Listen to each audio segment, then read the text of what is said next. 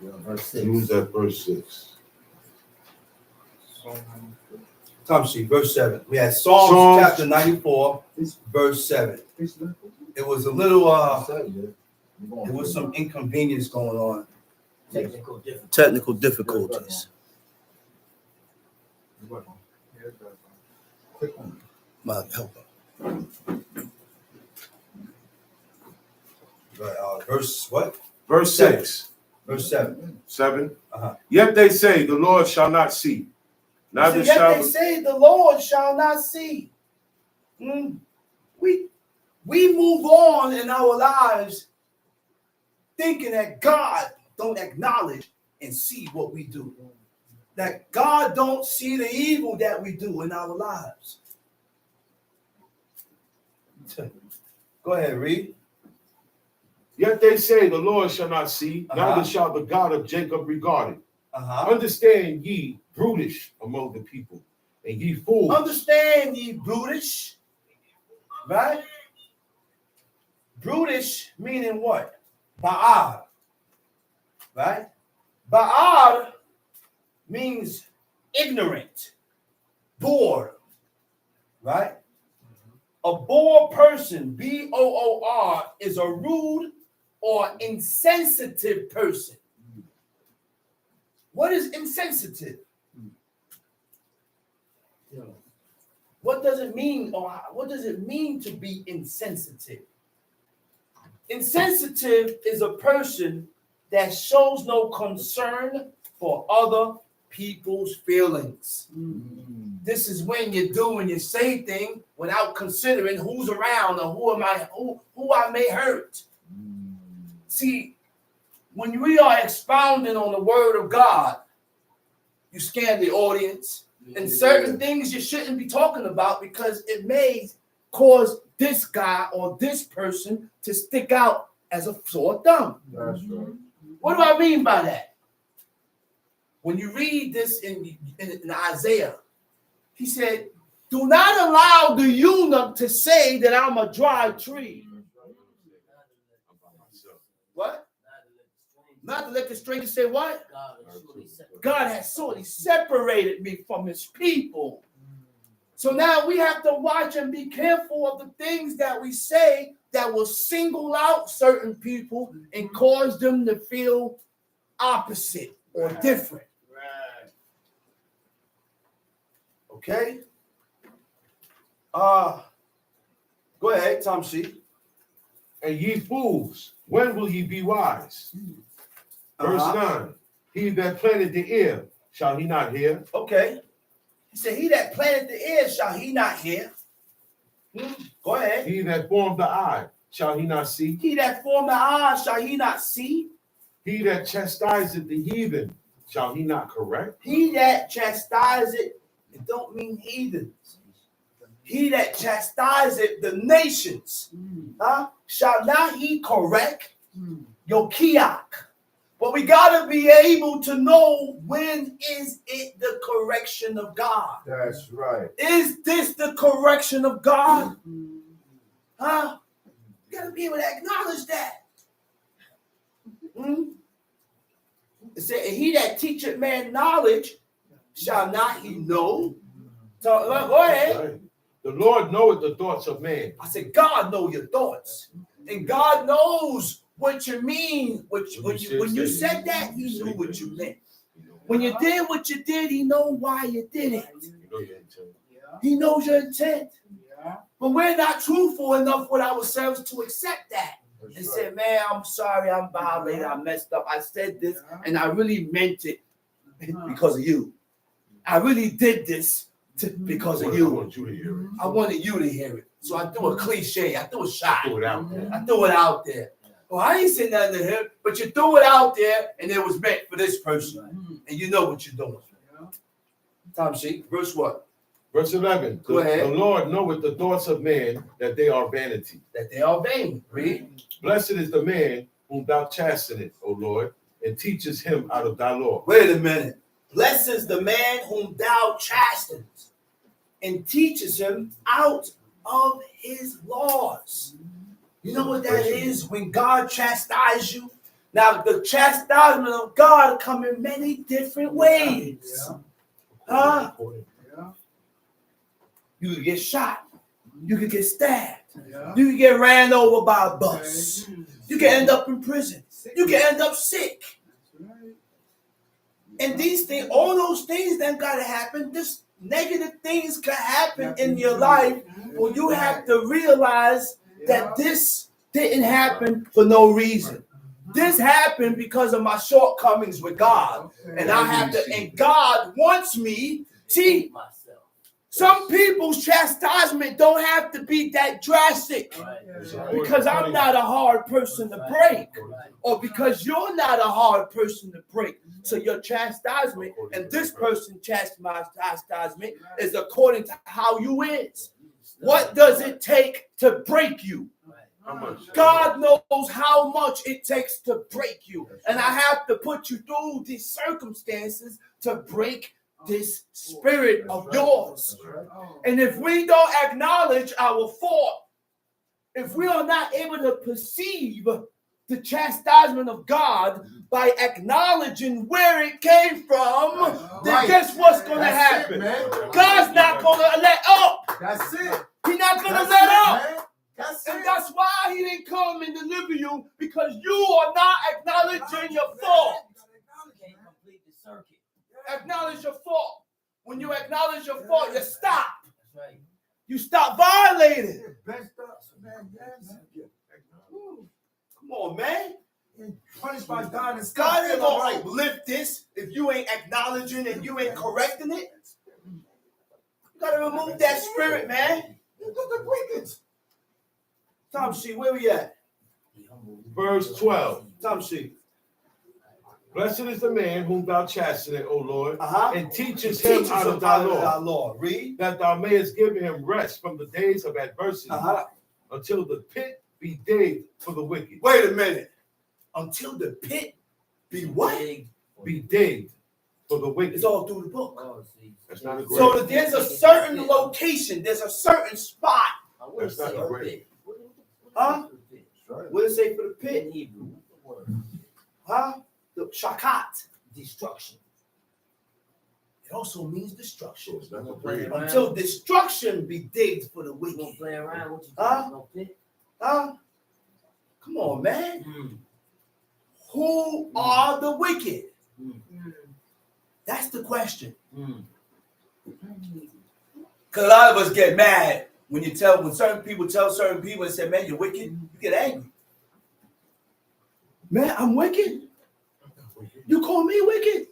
Okay, so I need you to tell me, what am I doing that's considered wicked? So that I can correct that with myself. So that I don't have to continue in this wicked slate. I don't want to be that way. Let's read it. See, we got to cover 360.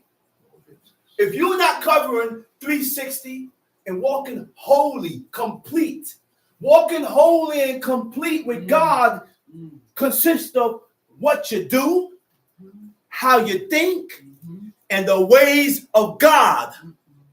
If you are not completing what you do, how you think, and completing the ways of God, you're wicked. That's right. If your ways and your thinking pattern is not compatible to the ways of God and to the thinking pattern of God, you're wicked. And you're evil. That's what makes us wicked. And that's why we have a job to do. Yeah, I'm doing law, but I'm still wicked because there's certain mentalities and certain ways that's not in me yet.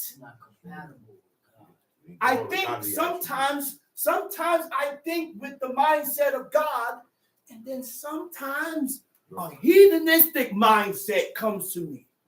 I'm still wicked. It's that easy. I said, it's that easy. You're aware of that. I'm aware of that, but are you aware of it? In order to change that and to become better, we need to be aware of that of ourselves by not uplifting ourselves, telling myself I'm not evil, I'm not wicked, I do law, but you're not doing enough. You ain't completing enough. You ain't completing what God said to complete. We're not complete. You're not whole. We're not whole. Where we at? Verse 14. For the Lord will not cast off his people, neither will he forsake his inheritance. Man, even though we did what we did to God, he said, I'm not going to cast you off like that, Israel. Remind me of a parent with their son. No matter what the son did, the parent come, he said, listen, man, I know he's wrong. I know what he did. But guess what else I know? And what you need to know? That's my son. That's my son. David and Amnon. Huh? David and Amnon. David and Amnon. Absalom. Don't touch the land. Troy. Oh, yeah. Oh, yeah. The movie, yeah. The movie. Yeah. The brother knew that his little brother was wrong. Yeah. He allowed him to go fight.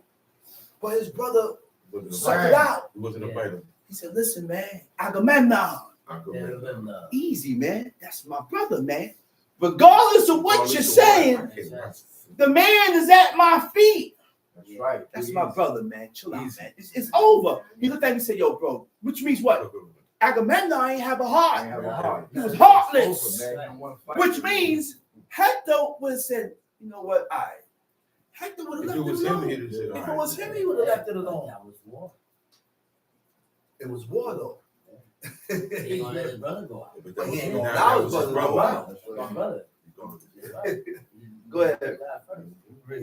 But judgment shall return unto righteousness, Judgment shall return unto righteousness. and all the upright in heart shall follow. Wait a minute. What is an upright heart? Do you have an upright heart? An upright heart is an upright mind. Huh? An upright mind is a humble person, comes with a humble person, recognizing their own limitations, recognizing your limitations. You know what your limitations is? What do you limit yourself with? Do you have boundaries? Do you just cross the line with everything? Huh? The upright, there you go. The upright heart don't go but so far. You're never going to hear me have to tell you and say, man, brother, you went too far. You didn't have to do that. No. The upright heart has limitations. They don't overstep. Oh my gosh, man. Okay. So you know what, man? When you get angry at that brother and you start talking about his children and his wife, you don't have an upright heart. Right. I feel like doing pull-ups right here. Huh? No, we have to be taught of what an upright heart is. Because we don't know what an upright heart is. When you overstep your boundaries. I didn't say nothing about your wife. Why you talking about mine? That's right. I didn't say nothing about your children. Why you talking about mine? You don't have an upright heart. I said an upright heart is a humble person recognizing their own limitations and mistakes. They recognize their faults. If you are not able to recognize their faults, if you are not able to recognize your own faults or mistake, right, while still being confident in your abilities, while still being confident in your abilities, concern for others, those are godly attributes. Those are godly characters. My job, your job, is when we hear these things, we put these things into actions. Okay. I said we put these things into an action, and it teaches us how we should be to be accepted by God. We think we got it all, man. But you know how many people did that And because we did these things, God looked at us and said, you're not upright.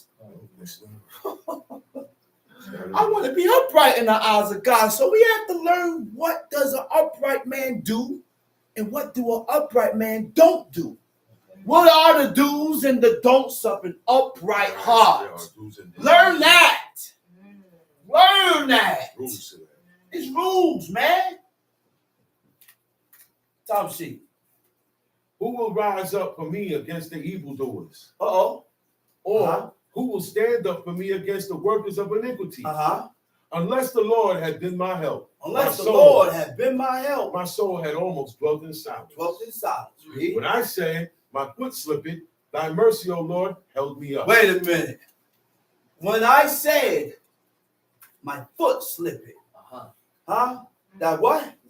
Thy mercy, O Lord, held me up. Let's look up that word slipping. Mem tet he. My foot slipped. It means to waver. It means to vacillate. This is the same. Haniot is two different words, but the same definition. Haniot is in Amos 9 when God said, I will sift the nation of Israel. The definition of sit means to waver, means to vacillate. All right? To waver means to be undecided between two opinions or courses of action. Mind not made up. Mind not made up. To vacillate means to waver in the mind, will, or feelings, to hesitate in choices of opinion, to fluctuate, to move back and forth, to be in and out. Okay? Tom sheet. What verse you at? Verse 19. Tom sheet. In the multitude of my thoughts within me, in the multitude of my thoughts within me, thy comforts delight my soul. You know what's the word for thoughts? Shada afima. Shin resh ayin pay your mimsofi. Shada afima. It means troublesome thoughts. Troublesome thoughts. In the multitude of my troublesome thoughts. Right? What are troublesome thoughts? Are thoughts that the person formulates in your mind with no concrete proof. Did that make trouble? With no concrete proof. Yeah, and you try to eradicate these thoughts, which makes it intrusive. It's hard to control. And it comes often. The more you think about it, the more anxious and worse it gets. You start adding things to it, which is all false. Tom sheet. Shall the throne of iniquity have fellowship with thee, which frameth mischief by a law? Shall the throne of what? Of iniquity. Shall the throne of iniquity. Shall the seat of iniquity. The word for iniquity is hawa. It also means destruction. The seat of destruction, which ruins the innocent by destruction. That's how they listen. Go ahead.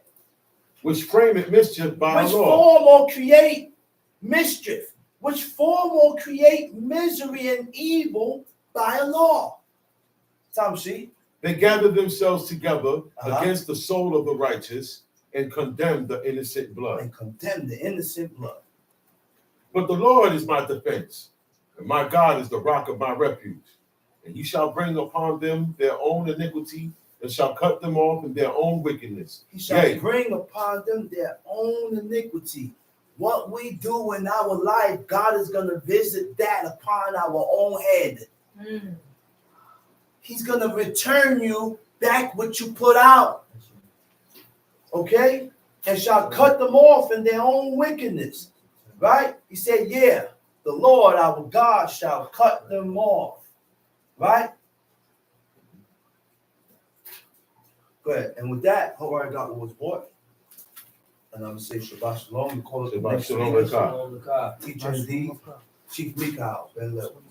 Shalom.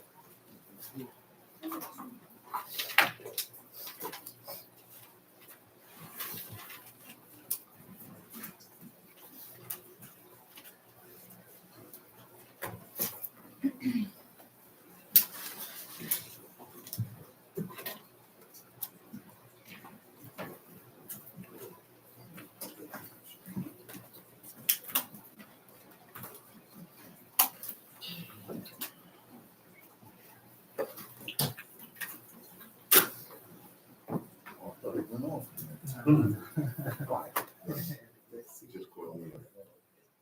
Giving all praises to the God of Abraham, the God of Isaac, and the God of Jacob. Giving all due respect to my father and my teacher and my leader, Chief Eleazar Ben Dodo of the tribe of Lewi. Giving all due respect to chief men, prince men, brothers and sisters, visitors, mothers in Israel. I bid you out of the tongue of our forefathers. Shabbat Shalom. Shabbat Shalom, Yakar.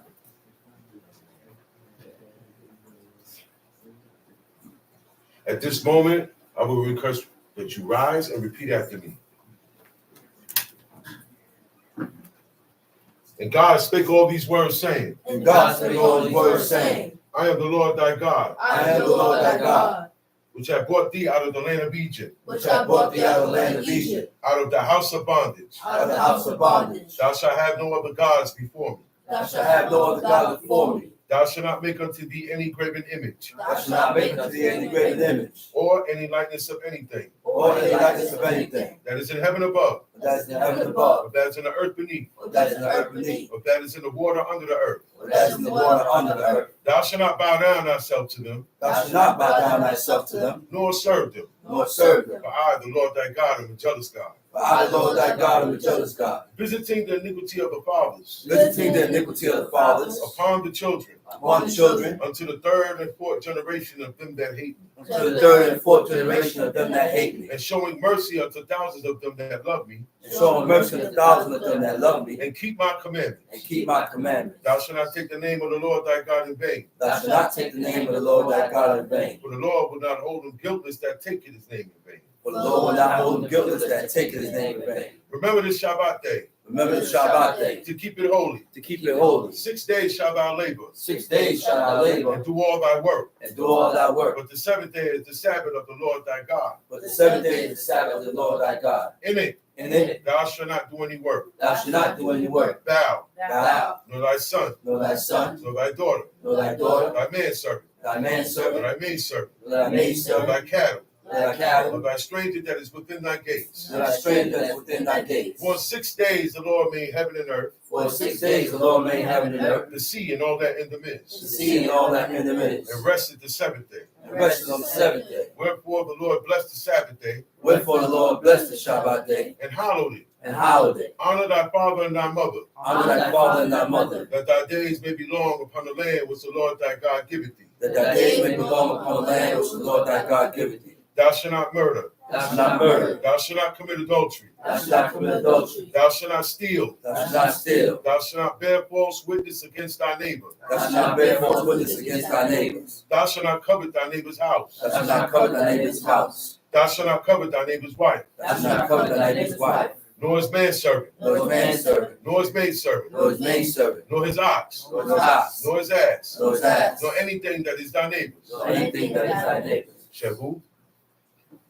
And all the people saw the thunderings and the lightnings and the noise of the trumpet and the mountain smoking. And when the people saw it, they removed and stood afar off. And they said unto Moses, Speak thou with us, and we will hear. But let not God speak with us, lest we die. And Moses said unto the people, Fear not, for God is come to prove you, and that his fear may be before your faces, that ye sin not. And the people stood afar off, and Moses drew near to the thick darkness where God was. And the Lord said unto Moses, Thus thou shalt say unto the children of Israel, Ye have seen that I have talked with you from heaven. You shall not make with me gods of silver, neither shall ye make unto you gods of gold. An altar of earth thou shalt make unto me, and shalt sacrifice thereon thy burnt offerings and thy peace offerings, thy sheep and thine oxen. In all places where I record my name, I will come unto thee and I will bless thee. And if thou wilt make me an altar of stone, thou shalt not build it of hewn stone. For if thou lift up thy tool upon it, thou hast polluted it. Neither shalt thou go up thy steps unto mine altar, that thy nakedness be not discovered thereon. Okay. Got a lot to cover in a little bit of time. First stop is Judges chapter 3 from the top. Judges chapter 3. Now these are the nations which the Lord left to prove Israel by them. Now, we have a different scenario going on. This is what's going on now. That's right. This is you call yourself Israel. You say you serve God. You are in the situation, the same situation that the Israelites was in. They're in the land. They didn't destroy the people. God said, wipe these people out. I don't want you living amongst these people in the same land, in the same cities. I don't want you to marry into them. I don't want you to take them for yourself or for your sons. Why do you think sometimes the father and the mother say, hey, son, I don't like helping you? I can't say exactly, but I don't have. They gotta connect, they gotta think, because you came from them. They know what's best for you. That's right. More than you know what's best for you. Okay. Say it again. Okay? He said, man, I don't like that guy. That guy come here asking for my daughter, man. Nah. I don't like how he moved with God. You haven't done enough to qualify to get my daughter. But these things can't be said when it's being done in the sneak. And it takes both parties to sneak around. It takes two to tango. Okay? You know better, and you know better. You started and lead her. The man is the one that comes with the proposition. That's right. And the seduction and the promises. Yeah. And I can give you this and not do this. But some women are so weak, all you gotta do is tell them I love you. It's oh, he love me. He really don't. Yeah. Words don't mean nothing. That's right. You gotta show me. Action. So God said, okay, you guys swearing and everything. All right, I'm gonna see what's up. I'm gonna leave you amongst the people that you ain't supposed to live amongst and see if you can hold my laws down. This is the same thing we're in right now. We're not in all that. Look, and we are worse because we're not even in the land that is ours. At least they were still in their land. That's right. They had more opportunities to gather strength to get close to God in this situation. Oh, yeah. That's right. They had more opportunities. Yeah, They had more priesthood. options. We That's still right. had the priesthood. There was a place where God chose to place his name, That's right. where you can go and get reconciled by God That's right. for your doings. That's right. That's right. You don't have that no more. You got to do that on your On own. your own. That's right. You gotta stand on your You 10. got to do it on your own 10 toes. That's right. That's right. There is a way. There was times when they had the place to go, but it wasn't enough. That's right. Manasseh, he didn't go up in there, but he said he right there in the dungeon. He said a prayer to God Repented right there. that was recorded. That's right. Someone wrote that prayer down. Yes. Somebody heard him, or he God wrote it told him. when he came out, because he Yeah. came Oh, out yeah, and he sat back on the throne. Oh yeah. That's a fact. Okay, and he said, "Man, I got." These men were not for themselves. Okay, they wrote these things down for us. That's right. They wrote it so it could be easier for you, That's right. so you could be more on guard with wickedness. That's right. So we don't move like that. That's right. There's a curse going on. Everybody, all Israelites read the same thing and get different terminology, a different context, Yes. a different this. Thou shalt not steal means thou shalt not steal. That's right. Steal means taking anything that don't belong to you in any form or fashion. That's right. That covers any form of fashion how you did it. When you yoked them up, you stuck them up, or you did it through the paper, you could stick them up with the pen. Yeah. Yeah, forgery, checks, all of these things Cards, games. go up under thou shalt not steal. That's right. Now, before you steal, you covet. God said don't covet, because if you don't covet goes on in the heart. Uh-oh. You don't know I'm coveting your wife. You don't know I'm coveting your house. Because that's how deep a man's heart and wickedness can get. When I want what you had, I didn't want it until I saw you with it. So I try. No, I don't try. I got that now. I wasn't thinking about it. So when you come in with it on your plate, I have to train myself. No, you good with what you have here. Right. Right. But you wasn't thinking about that until you saw someone else with it. Yeah. But then I see you with it. I don't come and say, hey, let me get some of yours. I go inside and get it. With this covenant, you don't get your own. I want yours. That's what covenant means. That's it. Covenant don't mean, hey, I see what you got and I want to got it wrong. No. That's nothing wrong. Ain't nothing wrong with that. No. It comes in when I want yours. That's right. Now, when I want yours, That's the I will problem. kill you for it. Yeah, that's the problem. Did not Ahab? He didn't kill her, but he allowed Jezebel to do whatever she did, That's right. and it wasn't going to be correct. I say Because murder. if it was correct, he would have did it. That's right. He wouldn't need her to go get it. Yeah. Right or wrong? That's right. He had more of a heart. Yeah, I'm not getting my way, but he didn't come up like, well, you know what? Let me frame him. Let me lie on him. Let me get two guys to lie on him about a law where it brings a death penalty. Mhm. He didn't sit and scheme. That's right. Right. Jezebel did that, That's right. right? She did that to satisfy her husband, Yeah. but that was the wrong thing to do. That's right. She did that to satisfy her husband. Her motive was what? He said, Oh, no, ain't you the king? Give me your, give. I'm going to get it for you. yeah. That's what she did. Take care of it. I got you, Ish. But he was supposed to stop her. That's right. That's right. He allowed it. He gave her authority that she was not supposed to have. Yeah. The ring. Okay? See, Not all men get the same authority. So it's not a thing about we bashing women. Not all the men are teachers. Not all the men are chiefs or princes. There's qualifications or requirements that come with this. That's right. Everybody is not a leader. That's right.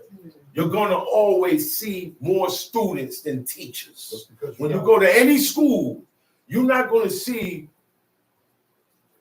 3 teachers, 4 teachers, 400 teachers, and 2 students. That's right. You're going to the students always outweigh the amount of teachers. Right. Just because you got Wi-Fi, you're not a teacher. Man. Okay? The setup, Just because you got Wi-Fi. because I have an opinion, does not mean I'm right. That's right. That's right. That's right. Gotta match it. Did you ever think, hey, I could be wrong? Let me make sure Yeah. what I'm doing is correct. Yeah. Let me go to my peers, at least. Let me go to ones that do what I'm trying to do here. Let me go to the ones that have me in seniority. They was here before me. They might have a word that make me help. But no, your ego is what's stopping you. And it's what got you telling the people the wrong thing before God. And that's why this is happening. These are the nations which the Lord left. God let, he said, I'm not going to kill these people. You didn't kill them. I gave you a command to wipe out the Canaanites. The Canaanites is who inhabit Israel, what we call Israel. Okay? They were running that land. That was their land. God dispelled them. The land dispelled them. He said, the land going to spew you out like it did the ones that was here before you. This setup been going on from the beginning. But they're dead. They got to go because of their doings. Okay? God already, he said, yo, the iniquity of the Amorites is not yet fulfilled. Okay? That means they're on the crash course with God. But the time that God gave them, all right, it's not time yet. They still got 400 years to go. So in that meantime, I'm going to judge Egypt. Egypt getting judged before these guys. And I'm going to bring you out a mighty hand. Okay? When they get shot down, you're going to get uplifted. People going to be scared of you. Don't be scared of them. That was also a command in the wilderness. God told the people, do not be scared of none of these people around about you. Why?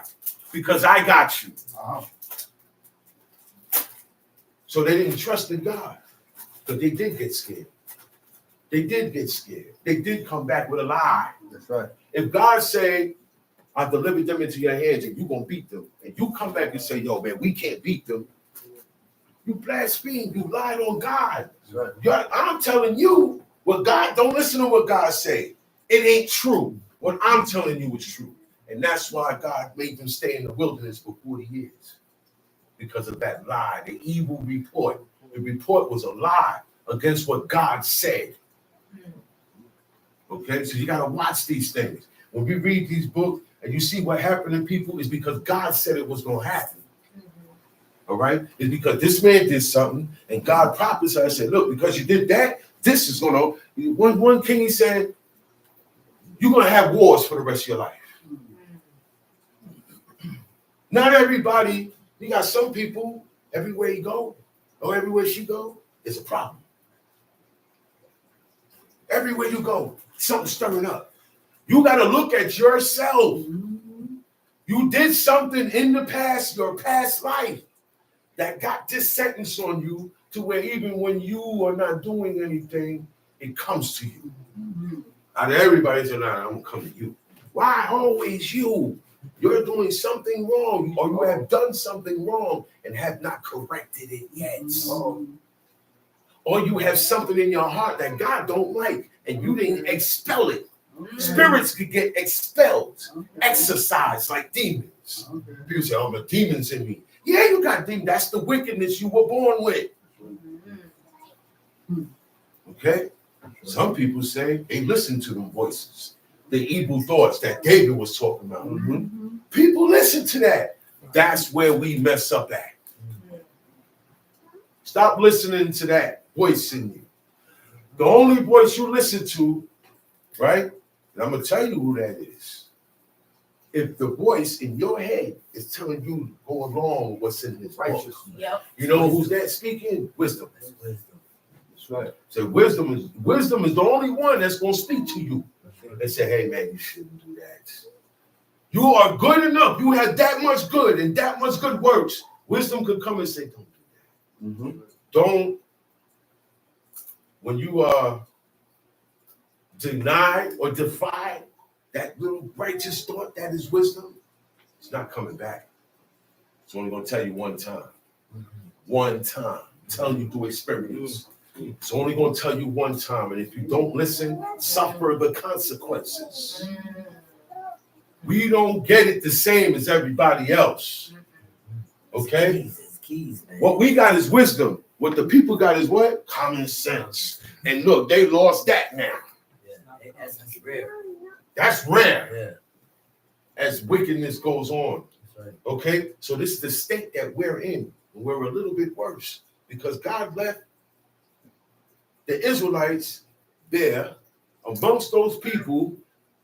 He said, man, we're not killing them no more. You left them alive. Yeah. You made them stay there. You married into them. Okay.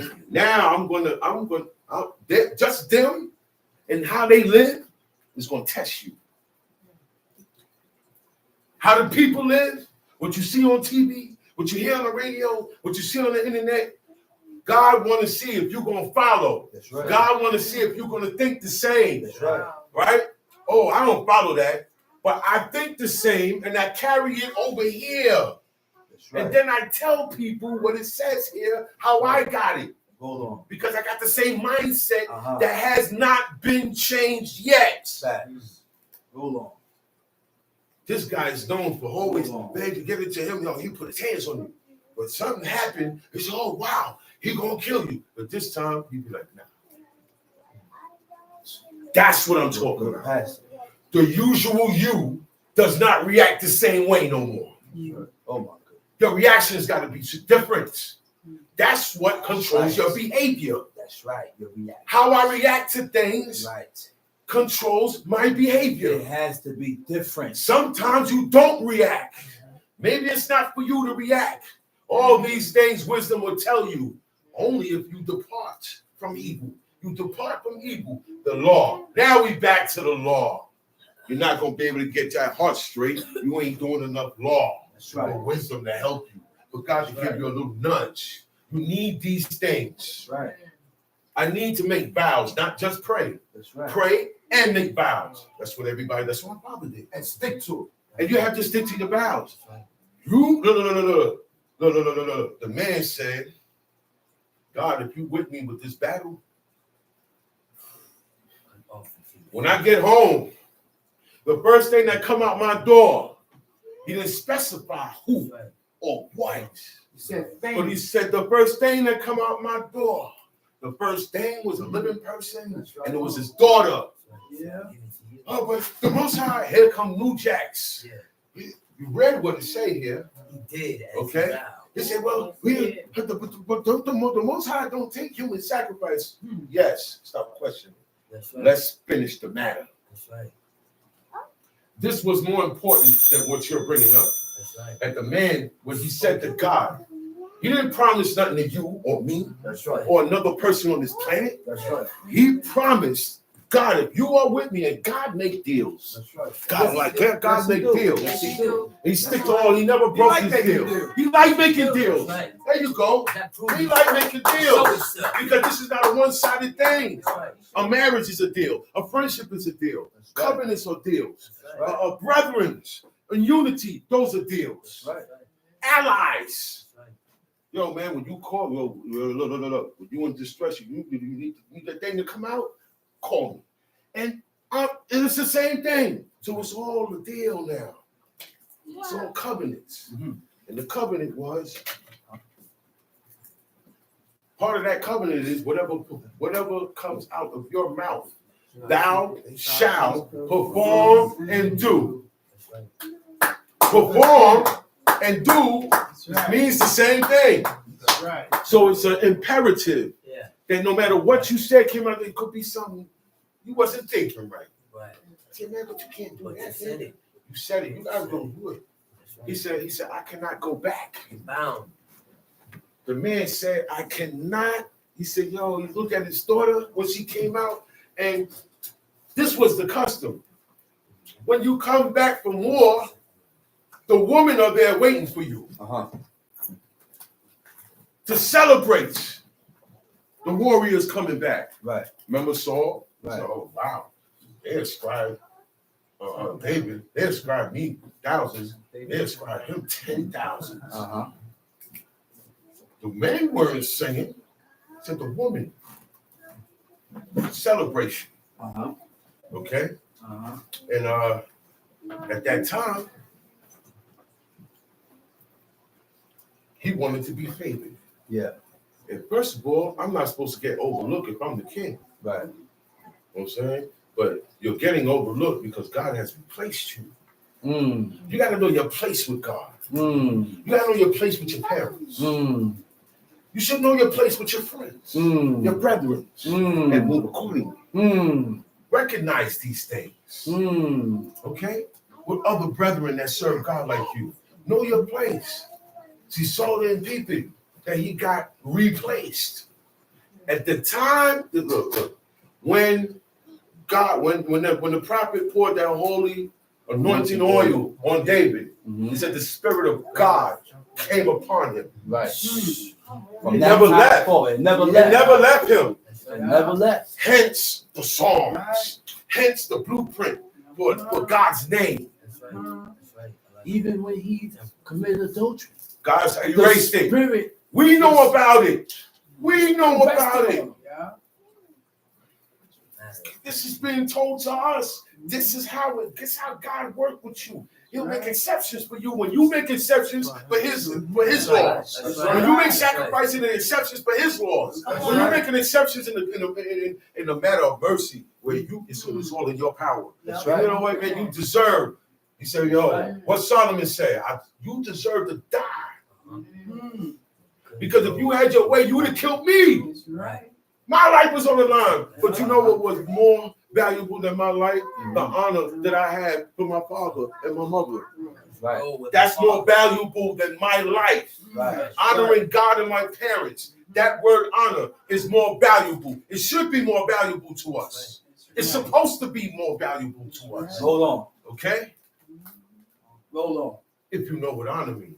Yeah. death before the sun. Okay? So now their honor is being tested. That's right. God told you to wipe them out because God, we are his creations. The heathen, everybody. The wicked, the godly, everybody. Yeah. Right? He knows how these people think. He knows how the Canaanites are. Yeah. He knows how the Israelites are. Right. The Israelites is young, fresh, and great. Right. And they hard-headed. Right. It's not wise to bring. Yeah, we hard-headed. Yeah. Yeah. Which we wouldn't be in this predicament now. They wouldn't have been in that predicament. We would still have a king. We would still have a priest. Uh-huh. We would still be, In our we would land. be able to sacrifice. We'd be in our land. That's We wouldn't be right. in Brooklyn, New York. That's right. This would still be a wilderness. That's right. This was a wilderness until God decided to put wicked people there. Oh, I got room. I got room to put you there in a place that get too hot and too cold, too severe. Yeah, it don't get like that in Israel. We got rain in due season. You ever heard of when a tornado? When you hear about tornadoes and stuff like that, you didn't hear that God destroyed them. That's right. Like that. That's why Moses said God gonna do a new thing. With you bunch right here. Because it's just for you guys. We're gonna do a new thing. And it wasn't an earthquake. So the earth is going to open up and then close. That's it. Never has. Nothing shakes. And it opened and closed. That's it. In the area of the violent and everything that pertained to him. So let's think about that. It's the same God then, same God now. Right. Same procedure back then, same procedure now. Same frame of thought he wanted them to have, same frame of thought you supposed to have. I'm supposed to have. We supposed to have. Right. But that's why we can't unite. We're not on the same page. We read the 10 Commandments, and everybody got a different idea of what it says. Everybody see it different. Different opinions. So the confusion is still set out. Opinions The scattering, the curse of the scattering is still set within Israel. to keep us separated. Okay? Some don't belong with others. I'm Right. just saying. That's the truth. Some don't belong with That's others the truth. because my wickedness will influence a whole crowd. That's right. That's right. Because I'm going by what I'm thinking. That's right. I don't go by what my teachers, who I call my teachers, I don't listen to them. We're still feeling the effects of the Who scattering. I call my teachers, I don't follow everything my teachers taught me. How about that one? Last week I told you, live up to your name that you chose, right? And follow everything your teachers told you. Wow. You're going to be great before God. You're going to be great. God, you're going to get his attention. You will pass every test. But we don't want to do that. There's something stopping us. What's stopping us? Pride. Pride. Vanity. Pride and vanity. That's right. How I look in front of people. How do people receive me? Oh, that is vanity. It's beyond how you're dressing. Because how you dress is vanity also. Okay? And pride. Pride. You know, Egypt got destroyed for their pride against God. That's why God hit them up. That's right. Yeah, you know, but it was, their pride made them say there's a God for everything. Do you understand that? That's right. The Egyptians' pride against God made them go so far to say, there's no one God, it's 1,000 gods, it's 360 gods, it's a God of thunder, it's a God of rain, it's a God of air, it's a God of water, it's a God. There is one. There is. And when you see all these little paintings and movies, all that, those are demons. That's the trick right there. You got to believe this book. God said, when you go and you don't bring your sacrifice to the door of the tabernacle of the congregation or where he chose to place his name, who you sacrifice it to. Okay? Y'all don't believe that though. Because we still have people doing it. So that means everybody on the same page. Okay? And unfortunately, what I read, it won't be. The sift is still going on. It's not going to stop until God comes and end it, until the world is ended. There is an end to the world. There is an end to everybody being born and dying on this planet. There is a day that God got set. There was a number. There was a number. There was a year. There was a time when these things are going to go down and all will answer. All will answer. All will answer for serving God or not serving God. That's what it all boils down to. You can mess yourself up and distract yourself with the in-betweens. All you want, the trivials. Whatever is not law, leave it alone. We need to discuss more law so we can get more wisdom, so we can hurry up and change our hearts. You're going to change your heart, you're not doing no commandments. God gave them the commandments first. And no matter what you got in your heart, I just want to see if you could follow a simple commandment. 2 omers on Friday.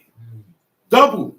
So that you don't go out there Shabbat looking for manna. That's what he did to them. Simple command. He didn't tell them nothing about their ways. Right. Simple Right. command. We're going to find out if you can change your ways. If you can't listen to a simple command, you ain't changing your hearts. You can't change your ways. Right. Can't. If you don't listen to a command, you can't Follow change your orders. ways. So a lot of this is good, You but gotta, it's not being changed because you cannot follow simple you gotta commands by follow God. orders to change your ways. Can't do it the way you want to do it. That's it. When you're doing it like that, Mhm. you're expelling wickedness out of you. That's right. Now you got room to change your hearts. That's right. That's how it goes. I can't bring all the clean furniture, the good furniture in here. It's dusty in here. It's old stuff in here. You gotta clean up in here first. You gotta clean up. And then bring in, Clean up and then bring in. the new. That's what you gotta do with your hearts. That's right. Time sheet. Even as many of Israel had not known all the wars of Canaan. He said, now these are the nations which the Lord left to prove Israel by them, even as many of Israel as had not known all the wars of Canaan. They just got there. Canaan had been there from Noah time. Okay? Uh-huh. One of the sons of Ham, Uh-huh. right? And they went to war to hold. Back then, you got to hold your land down. You're going to go to war. War is common. War is a thing now. There's what we got: rules of war, rules of engagement. There's rules to war. There's always going to be somebody coming to take your kingdom, especially back then. And they're not known. They're not. Israel was never skillful in the art of war. They weren't a warrior people like the Amorites. That's why they were scared when they saw the Amorites. You understand? That's right. They said, "Oh wow, they could beat us." They didn't have no belief in God. Yeah. Okay, Tom Sheep. Judges chapter 3, verse 2. Only that the generations of the children of Israel might know, to teach them war, at the least such as before knew nothing thereof, namely 5 lords of the Philistines, and all the Canaanites, and the Sidonians. This is who God left around to see if you're gonna follow them or not. Right. But they hate you, but you still want to follow them. Yeah. All these people we like to follow and celebrate their holidays, they hate your God and they hate you. But they love to see you doing what they do. Okay? That is part of what we call wickedness. That is also wickedness. I'm content with you doing the same wickedness I'm doing. When you stop and you start doing the right thing, it's going to bother me. Yeah. It's going to bother me inside. And I'm going to say, and I'm going to do things to strengthen up my pride and shoot you down and uplift myself. This is what I see in Israel going on. Okay? This is why God left these people. The 5 lords of the Philistines, that's the 5 cities. One of them is still, I think Trump just got one of those guys, Gaza. Something about going on, he's trying to get Gaza now. Gaza been at war, there's always been bodies dropping in Gaza since the Philistines took over the beachhead. That's the beachland. They came from Kaftor, an island called Kaftor. And that, when you go back, they come out of Yafet. Okay? They came and invaded the beachhead.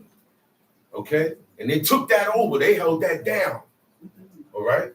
So now you got them. You got all the Canaanites that spread out, mingled up through us. He said, and the Hivites. Okay? And the Sidonians. We know who came out of Sidonia. Jezebel. Okay? From Baal Hermon until the entering in of Haman. So that means the whole country, we had strangers, heathens living amongst us in the land. Right? Right across the road, they got a big giant statue. They didn't call it statue back then, they called it a god. It said Micah had a house of gods. When you look and see what it was he had statues and pictures, teraphims. Those things are gods. These are the same thing that in Exodus 20, God said, you shall not make. You don't make unto me. You can't even make an image of me. That's why I ain't show you how I look. You heard my voice. So what you doing making these images? There you go. I'm God, and you don't know how I look, because the practice of copying a poor replica of something that is alive or not here no more is wicked. The concept of it is wicked. That's why we don't deal with pictures. Temuna. And we read it in Hebrew. Look, we don't do look. Stop bucking it. A lot of us disassemble and feel in your heart, because I like doing it like this. I feel that this is right, but it's not going along with the commandments. So now you're amongst the heathen. And your whole life living amongst them, God is proving you. He's proving us. Tamshi. And they were to prove Israel by them, to know whether they would hearken unto the commandments of the Lord, which he commanded their fathers by the hand of Moses. And the children of Israel dwelt among the Canaanites, Hittites, and Amorites, and Perizzites, and Hivites, and Jebusites. And they took their daughters to be their wives. Deuteronomy 7 said, thou shalt not take their daughters to yourselves or for your sons, for they will turn the hearts of your sons from following me. We went against that. Tamshi. And gave their daughters to their sons, and served their God. And that's what comes right after. Once you become family with them, it's not, you're not holy no more. You mingling. They ain't come this way. And for some strange reason, they don't never come on this side. We go on that side. Because God says so. God sees something and he knows something we don't. That's right. That's why he said don't do it. That's right. Because you won't be able to help yourself and go over there and bow down with them. You're going to wind up there. I've seen many people standing where I'm standing at in different camps. Teachers. Top notch, man. Taught by the best. They in church right now. Look. They came from the church, learned about God, left. They're not even in the church. It's out there. Things that they didn't do before that was good, that they didn't know was good by God, right? They came and learned, oh, wow, okay. And they didn't capitalize. They left off and became worse. The good that got them here is gone. You don't need it no more. You had your chance. You had your opportunity. God brought you to this camp because this is the level that you want. He brought you to this camp. If you can't get it right with the teachers there, you're going to float around, and then you're going to be home watching, because I don't mess with them, because you can't go along with none of the rules that's set. You got a problem everywhere you go. So now you gotta isolate yourself, and guess what's gonna happen? You was here with God, you start to go back. Decline. You start to decline. Decline. Regress, not progress. Backslide. And you're gonna be demoted. That's right. And you will find yourself, look, there's people that's out there, they say, oh wow, that's good. And he's still doing it, he's still with it. And I tell them until I die, like my father. Right. Yes. You supposed to be with it too. That's right. Life. We grew up in this together. What happened? There's not too much of my generation to still around. They're gone. They're gone. They're not dead either. Celebrating Xmas. Right now. The whole family is wearing pajamas on the eve of that night. Imagine. Yeah. That's the ways of their thing. That's their ways. That's their custom. That's their destiny, their life. They're supposed to do that. Everybody not getting woke up because you don't have enough in you for God to wake you up. God looking for the people inside that. You ain't worthy. You ain't worthy. You ain't worthy. Or else he would have picked the first one of David's brothers that came. You ain't He worthy. said, surely you got to be this one. He's strong. He said, nah, man. I look in the innermost man. I look inside of him. You looking on the outside. I judge, I look inside. And he has not been picked. He's not the one I picked. Keep going. I'll let you know when you get to that one. Tom sheet. And they took their daughters to be their wives and gave their daughters to their sons and served their gods. Judges 3, verse 7. And the children of Israel did evil in the sight of the Lord. That's when they began, because they married into these women, right? And then they served their gods. Right. That was the evil. Remember earlier in history, they said, look, man, their gods fight for them. They figured it out early. You know why? It's easy to figure it out. Real quick. Because he's the only one God. And he's with them. Your God is a no God. You have to fight on your own. You know when you're being backed by God. And they knew it. They knew the deal. The higher ups knew the deal. So they said, man, we gotta make them fall. That is what they always use against us. Get us to join them. Now God gonna turn. Put the woman up there, the Midianite woman. He said, and it vexed you with their wiles. The man didn't have that. The woman had it. So the woman could get the attention from them. That's right. Okay, send her up in there. She'll get one. Yeah. These guys weren't on point. They were supposed to not leave the camp. Because they left the camp and went to their camp. Yeah. Okay? And ate of the sacrifice and joined themselves. When they did that, they joined themselves. They became one with their God. That means you ain't one with God no more. That's right. See, when you do certain things, it shows whose side you on. Right. God said, pick a side. That's right. Well, I'm neutral. No, you're not. There's no neutral. There's no such thing as neutral. Not even in the streets. Pick a You side. know how many neutral dudes is dead? I'm neutral, but my cousins is all blood. Think I'm neutral? Does it sound like I'm neutral? Their beef is still mine. Oh, no, he neutral. Nah, they're going to plug me. That's right. So you got to pick a side. So you have to show, if you have to show God, I'm on your side. How? When certain matters come up, right? You know what God said about this matter. You go by what God said. Yeah, that's how you show side to you. No matter how you feel or what you're going through, you don't let that break you and you go off. Because now I got to violate God's commandment. That's how you show. I'm not going to do that. Because if you do that, I'm going to violate. I'm not doing that. That's not the answer. Right. That's not the answer. Maybe I'm supposed to get afflicted. Maybe I'm supposed to go through this. Let me just accept what's coming to me and keep going. Right. Tell sheet. And forget the Lord their God, and serve Baalim and the groves. Therefore the anger of the Lord was hot against Israel, and he sold them into the hand of the Cushan Rishatayim. Cushan 7 Rishatayim, years. king of Mesopotamia. This guy here, I read books about him. He was a cruel leader too, man. Okay, he came in our land and took over. And took over in your spot. He came in our house and took over.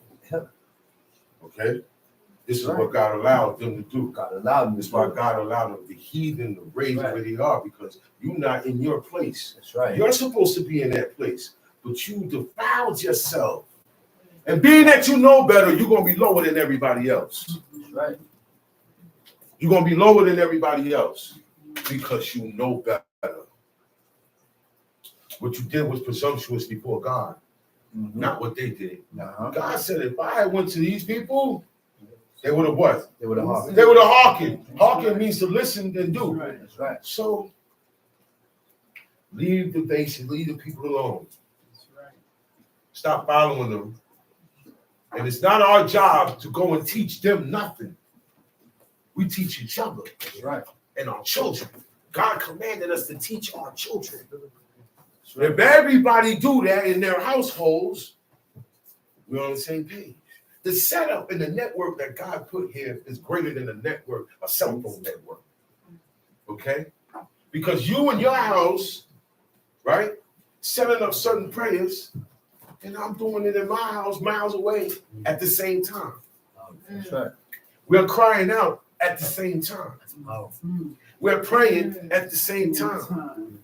Okay? Yeah. About that time for Minkat, Yeah. I hear my brother closing the doors because we don't pray around garbage or the bathroom. So certain doors get closed. Right. Right? I can hear my mother's TV. Right? When I don't hear it no more, I look and then my alarm goes off. It's that time. Right? Once I look, and everybody gets, boom, I give up. Because it has more of an effect when we do it together. Yeah. When they made covenants with God, they were all together when they did that. That's right. When the law was read, when Nehemiah was reading the law, Kol Israel was there. That's right. When they said, we have sinned before God, we all said it. We were all in agreement in approaching God. But that's not there no more. As a people, it's trying. Look. It's nearly not there no more as the families that's in Israel. Families in Israel breaking up. That's not supposed to happen. But it's happening. Why? Because everybody has made, what the man said, a choice. That's right.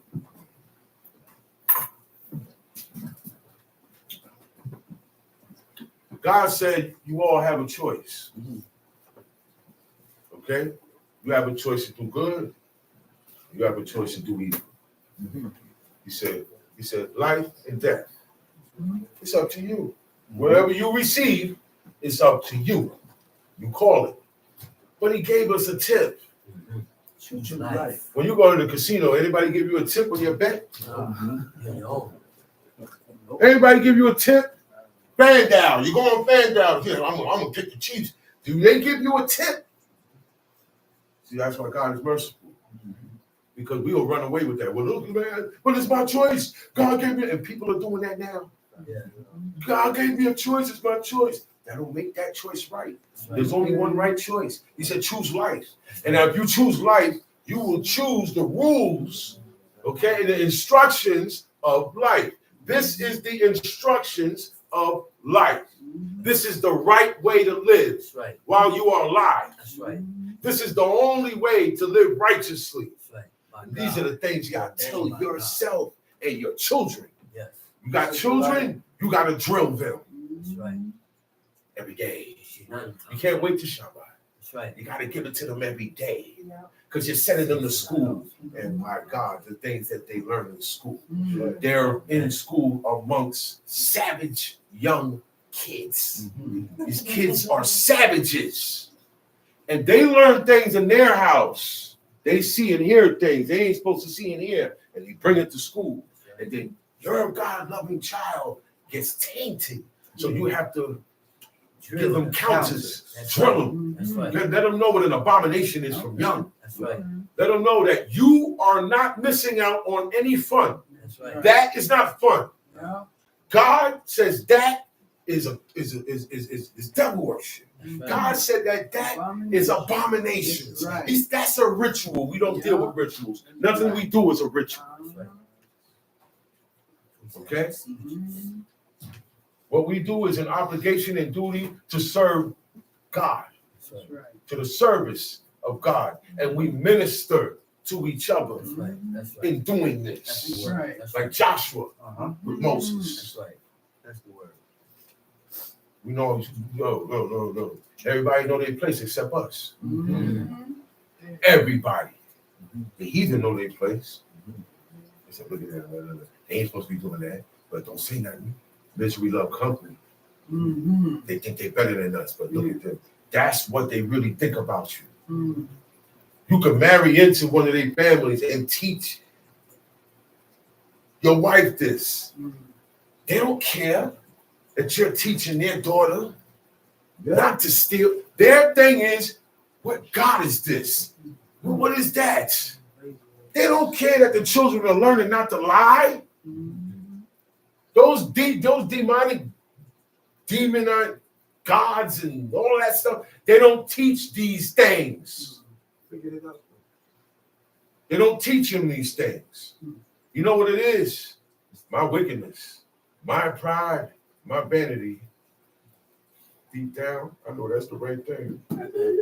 They know you teaching them against what they taught them. But look, my ego is in the way. Yeah, bro. Because I can't acknowledge what you teaching them. That's what Because it then is. it drops on me. That's what I it gotta is. acknowledge that it's on me. That's what So it I don't recognize what you doing over there. is. That's what it is. And that's why God said, don't marry into these families. Yeah. Okay? They'll find anything, man. Well, you still doing with that man, with that weird stuff and that strange stuff. Yeah, we're supposed to be strange. We're supposed to stick out. When we're supposed to stick out. We're not supposed to totally blend in. Okay? He said, man, why everybody eating, man? Take some inside. I said, nah. That's right. I said, nah, I can't take that, man. I'm good. I said, that stuff is a sacrifice to another God. Yeah. He said, well, what you mean? I said, look, I serve But it's great. God of Moses. Look, 10 Commandments, God of Moses. What y'all doing is serving another God. My God forbids me. I am forbidden to join you. I am forbidden to partake. I am forbidden to be happy when y'all are happy. That's right. I'm not drinking nothing. Teach. I don't want nothing. Matter of fact, I'm not around you for you to offer. How about that? Okay. They gotta ask you, where was you, man? You know, I don't celebrate that. That's right. I'm here to do business. Let's go. Yeah. Okay. That's it. Yeah, talk about Your personal stuff and everything, I ain't got nothing to do with Out the that. window. That's out the window. I have to be like that with certain Israelites. That's right. That's bad. Because we don't all agree. it. Like the man said, we don't agree. And there's a reason why we don't agree. Because some want to do what God say, and most don't. That's why. Plain and simple, there's no in between. I'm gonna go by my own I want to go by how I see it. Yeah. Okay, so let me see how you see it. Explain this to me, because it's not making sense. What does context mean? Well, you know, the context of it. What do you mean by that? Explain it then. If it doesn't mean that and it means something else, explain what it means then. Say what the Cause word me to said, understand. man. Say what the word But they mean. never do. They just shoot it down. Yeah. They just shoot it down. But they can't say, hey, it means this, it means that. For instance, Yeah. we are not supposed to mention the name of God. That's right. God has a name. He has many names. That's right.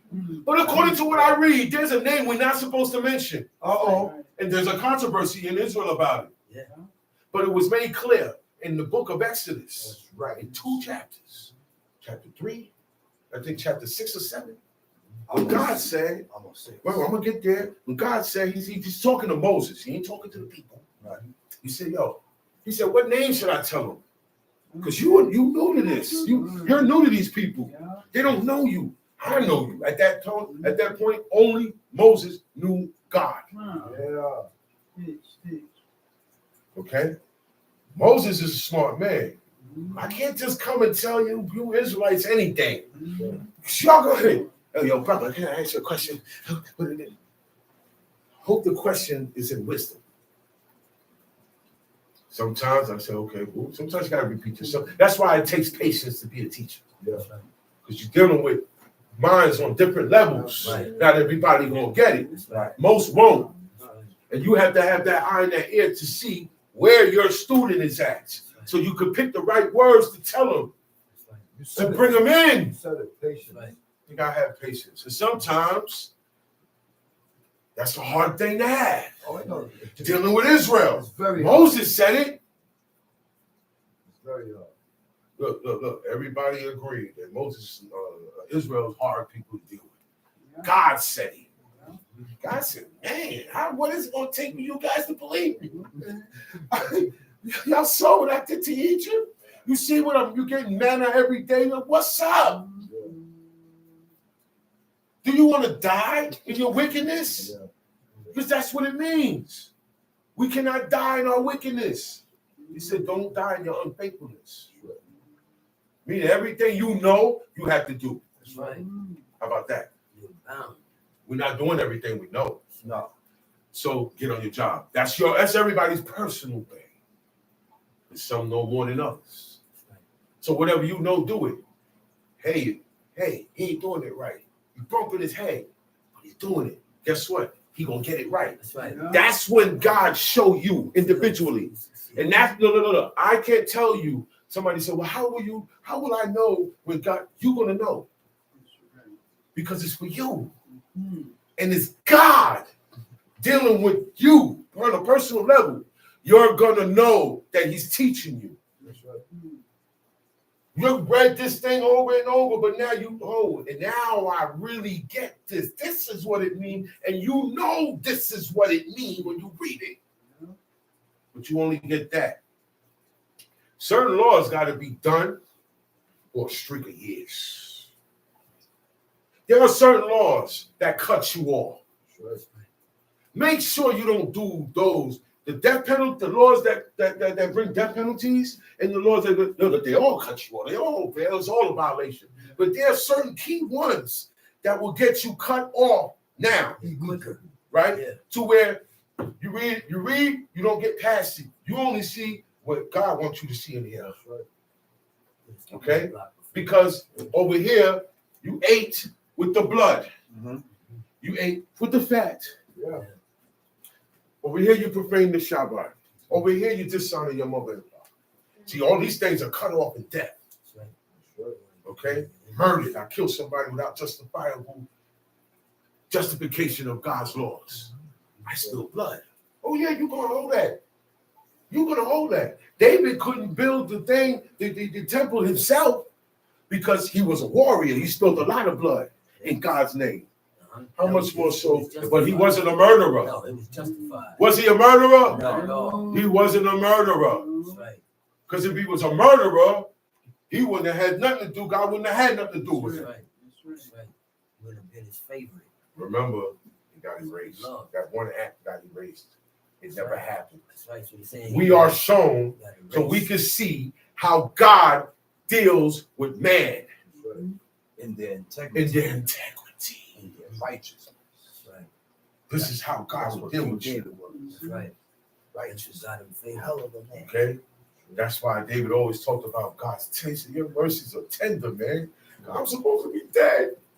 Right. And that's why he cried. And that's why he had a guilty conscience the whole time. Because he's, man, I'm not supposed to be alive. I did that. Damn.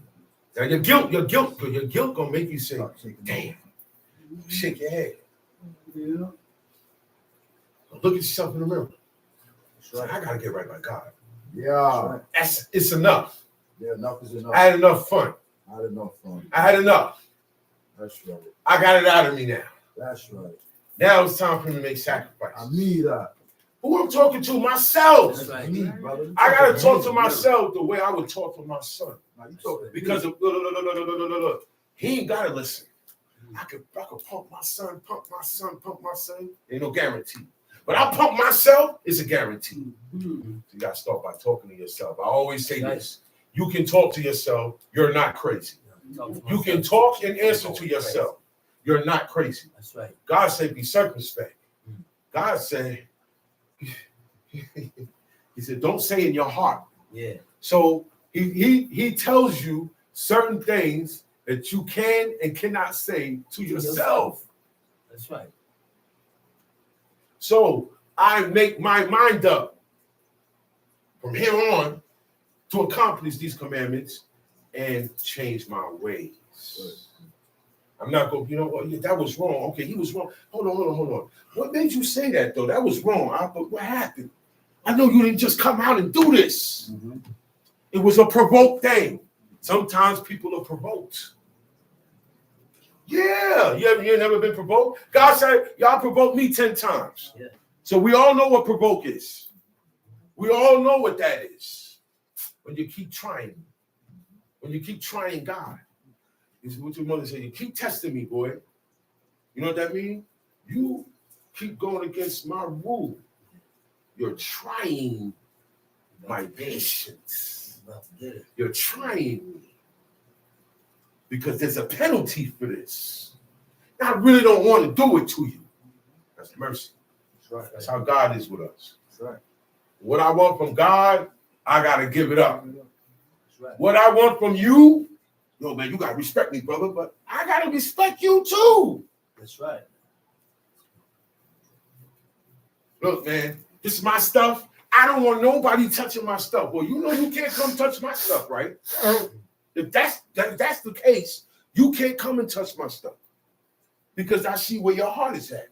Nobody can touch your stuff. You can mess with everybody else's stuff. That's bad.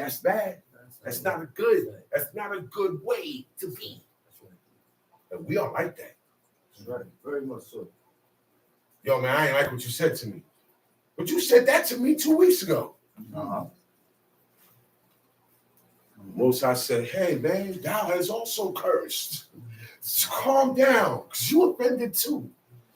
You didn't like it when it was done to you 10 years ago, and you was livid about it. But now it's being done to you. I mean, you know, what you don't like for yourself, you don't put out. It's in the law. Yeah. That is fair. That's right. That's right. That is just. That is also just. Is it not? That's right. Uh-huh. Some sheep. And the children of Israel served Cushan Rishathaim 8 years. That's a long time. And when the children of Israel cried unto the Lord raised up a deliverer. When they cried to now, this is where I wanted to get at. Well, we were talking about it earlier. When we cried out to God, we're supposed to be really crying. Because now you mean it. Yeah. They cried out to God. That's how bad they felt. Tears never come out. You can never cry out to God. Tears never come. You're a hard person, man. And he's gonna deal with you the same way. Yeah. That's the spirit you gotta break down. Stout heart. And when the children of Israel cried unto the Lord, they didn't just pray. They said they were weeping at the door of the tabernacle of the congregation. I'm reading all over the David cried out, wait a minute, these people, when they raised their hands up to God, tears was coming out their eyes. That's how God knew they mean it. Okay?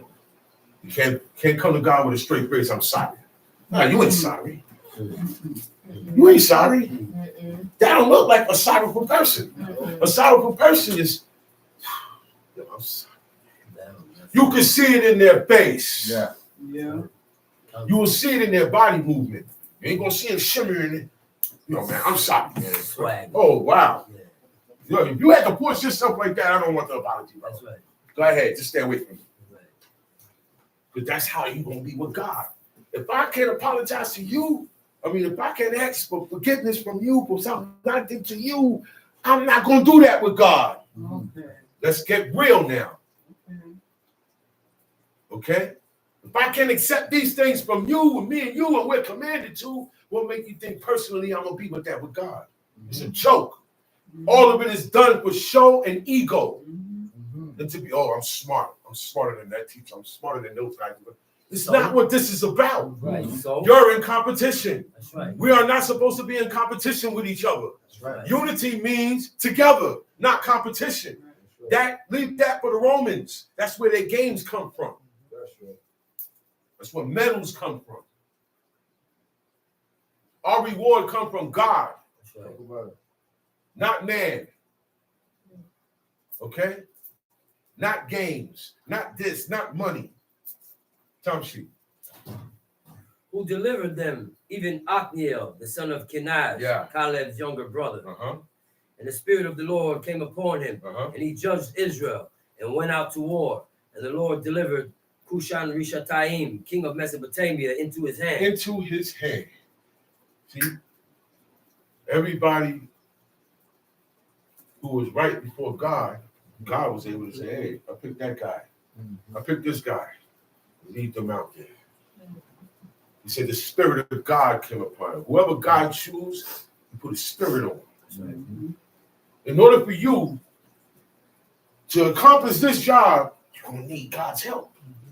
You're worthy, but you need his help to carry on. There was times Moses was like, yo, man, these people here want to kill me. He didn't want that job. Right. He kept trying to get out of it. But he don't know. Look, you're the only one qualified for it, buddy. You're the only one. God picked you, you gotta go. That's right. You gotta go. Willing heart is a volunteering heart. But man, you get paid for that? No, I volunteer. That's the hard type of heart we should have with God. That's right. Volunteer my heart out to get this done. Because we got a lot to make up for. We're hard people. We've been hard to our children, hard to our wives, hard to our husband, hard with our parents, hard with God, hard with each other, hard with people who didn't deserve it. Let's ease up a little so that we can be able to do these commandments. Time sheet. And his hand prevailed against Cushan Rishathaim. Uh-huh. And the land had rest 40 years. Mhm. And Othniel, the son of Kenaz, died. And the children of Israel did evil again in the sight of the Lord. And the Lord strengthened Eglon, the king of Moab, against Israel. Because See, they keep messing up. If you read Judges, you will see where they weren't as messed up as it was down the line in the prophecy time. But Jeremiah, Isaiah time, it was again this. They were doing this. After a while, I gotta keep telling you the same thing over and over. There are going to be consequences or repercussions. Okay? But God said, look, man, it's still early. But I'm going to punish you by allowing these guys to come in for 40 years. And they raise up a deliverer. Now, after that deliverer, that judge, that leader, that teacher, that king that's righteous before God died, the people go back to their own thing. So you need a leader. You need someone to tell you how to serve God. That's not the right way to do it. This is the way to do it. Our problem is we don't like to listen. Right. And your pride got you that way. You don't like listening, man. That's our problem. A simple order. They say, hey, look, the only one I want to take care of that situation is Prince Zachariah. When the situation comes, Chief Shalom get up and go do it. He didn't listen. Right. And when we don't listen, when we don't hearken, that's when things turn against us and our children. because they had done evil in the sight of the Lord. And he gathered unto him the children of Ammon and Amalek, and went and smote Israel. First it was Cushan Rishathaim. Then it was this guy. Now I said, everybody gonna get a piece of us. The ones that don't serve God, God will allow them to overthrow you. He said, the Assyria, he said, is the rod of my punishment. I use Assyria, right? Whoever's running the world, I use them to punish individuals, nations, other nations. Israel, you in it too. Get in there. No, you serving it. Yeah, but God got them there, right? To be over you. You are not equipped to have your own king no more. When you had, look, when God was your king, it was just God, you didn't want him. You wanted a king like everybody else. God gave you the king with stipulations and warnings. And you don't listen, you still wanted it. Then the kingdom split. And the kingdom of Israel had kings that were not righteous before God, the whole history of Samaria kingdom. Yeah. From Jeroboam to Hoshea, not one of them kept the kingdom in line serving God. They bowed down to the calf that was set up from the time Jeroboam came there. They never, Israel, not Judah, Israel, they didn't keep the Shabbat. They didn't keep the Feast of Unleavened Bread. Okay? There was other feasts to counter that. So that the people don't go back to Jerusalem for 3 appointed times. You know why? Because I'm the king, Jeroboam. He said, man, if they go back, they're going back to serve God. But in his head, they're going to get the kingdom of the south of Judah, going to gain favor, and they're going to turn and kill me. He put himself about you serving God. I put myself above you serving God. So I stop you from doing certain things that you've been doing and serving God. Man, I'm about to get it. What kind of leader am I? What kind of teacher am I? That's not how it goes. Moses didn't get down like that. He said, look, man, y'all words ain't for me. You ain't murmuring against me. You're murmuring against God. He wasn't upset with them. He understood what was going on, but he tried to teach them. And then after a while, he got tight. But then when he got tight, he said the wrong thing out of his mouth. And that's why he told him, yo, because of y'all, man. Yeah. So yes, you can provoke a person to do the wrong thing. So let's not do that with each other. Yeah. And don't allow a person to do that to you. That's right. Sometimes you got to see, he trying to push my buttons. She trying to push my buttons. You know what the best thing to do? Get rid of the buttons. There we go. I mean, no, you know, remove that panel. Now you ain't pressing nothing. You're gonna break your finger. And you the one that's gonna get upset and get vexed because it's not working. When I'm trying to vex you or do something spiteful to you and it's not working, it turns back on me. The evil spirit comes upon me. That's what that is. That's the evil spirit. You think only Saul had the evil spirit? And he's good. No. He's with Samuel. His sons is with Samuel. Never mind what he did. He stopped the people from eating with the blood. Ain't that one of the good things he did? Nobody talk about that. First anointed king in Israel. Don't forget. First anointed king before David. Don't forget. David had a chance to kill him. He said, nah, I ain't doing that to him. He said, even though he chasing me around for no reason, he said, I got to give it up to him. God got him there. Even though he acting up with me, I'm going to stay in my place. So I'm going to flee. That's why God was with David. So one time, Saul was in the cave. David stuck up in there. He wasn't supposed to be able to get too close to the cave. Where your bodyguards at? Yeah. Where your men at? Yeah. He got in there, cut his robe, cut a piece of his robe, took a cruise of water. He backed out. Then later on, he said, hey, man, all you men are supposed to be guarding Saul. Yeah. You supposed to die. Because look, I got his cruise. He even stopped this. He said, no. He said, yo, this is what God said when he going to destroy your enemies, David. And Saul is your enemy. He put him in your hands. He put him in his hands to see what David That's did. right. That's Now right. you be That's quiet. right. That was the You test. don't have the wisdom that David had. He's the teacher. He's the leader. That's right. Let him make this move and make the call. You do not make the call all the time. Your calls be wrong. And with that, I hope you got something out of what was brought and what is to be brought for the rest of the day. I bid you out of the tongue of our forefathers, Shabbat Shalom. Shabbat Shalom. I'm going to bring up another teacher indeed, Prince Zachariah. Oh, my brother. It's my brother there. Baruch Shemo.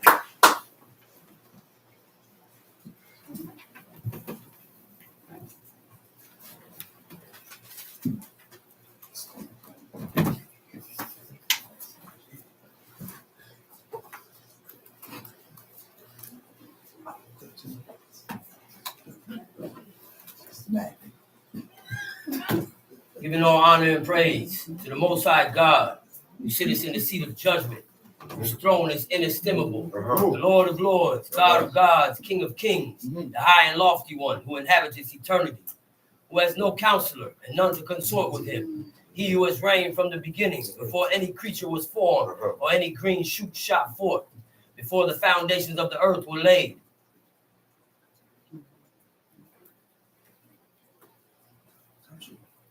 Anywhere there's a good spirit, there's a bad spirit.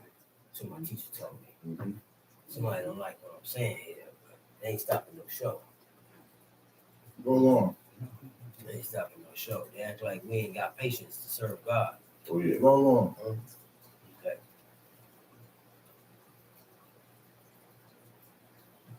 Yeah, all day.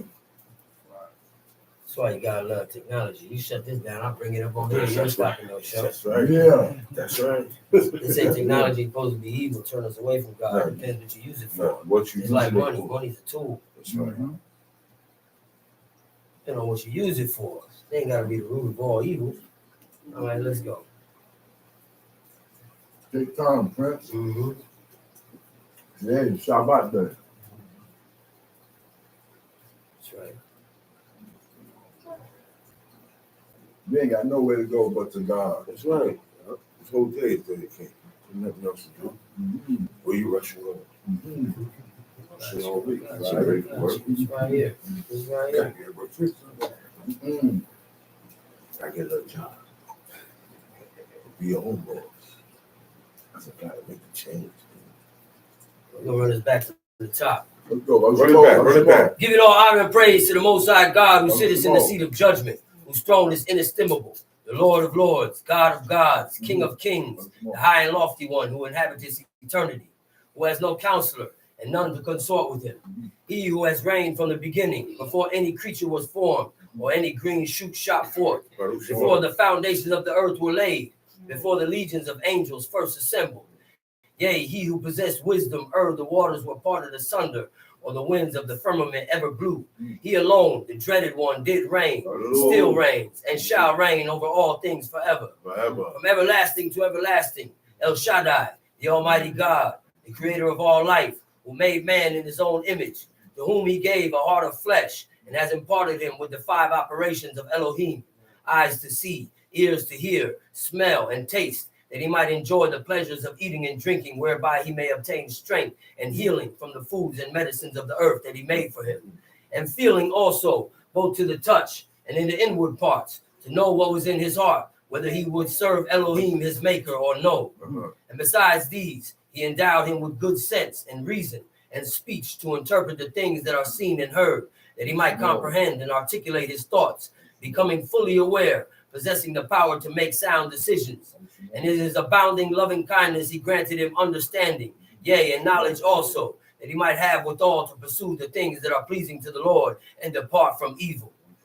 He to whom all honor, worship, and praise is due, the omnipotent God, God of the Hebrews, who made the sea and the dry land, the God of Abraham, Yitzchak, and Yaakov, the God of Israel, the true and living God, the author of love, time, life, and sound, who spake and it was created, for all things are done at the words of his mouth, who breathed life, the one spirit, into our first father Adam, from whom we all are come to the world, which he made for the serving, nurturing, and nourishment of man, his most precious creation, to whom he gave his most righteous law, for righteousness belonging to him alone, who is just in all things, who keep his covenant and mercy with them that love him and keep his commandments to 1,000 generations, even to the seed of his love, Abraham, even to us, the children of Israel, Ben Isaac and Maccabim, sons of the ancient Maccabees. For he is our God, the ancient of days. For before the day was, is he, the God of the spirits of all flesh.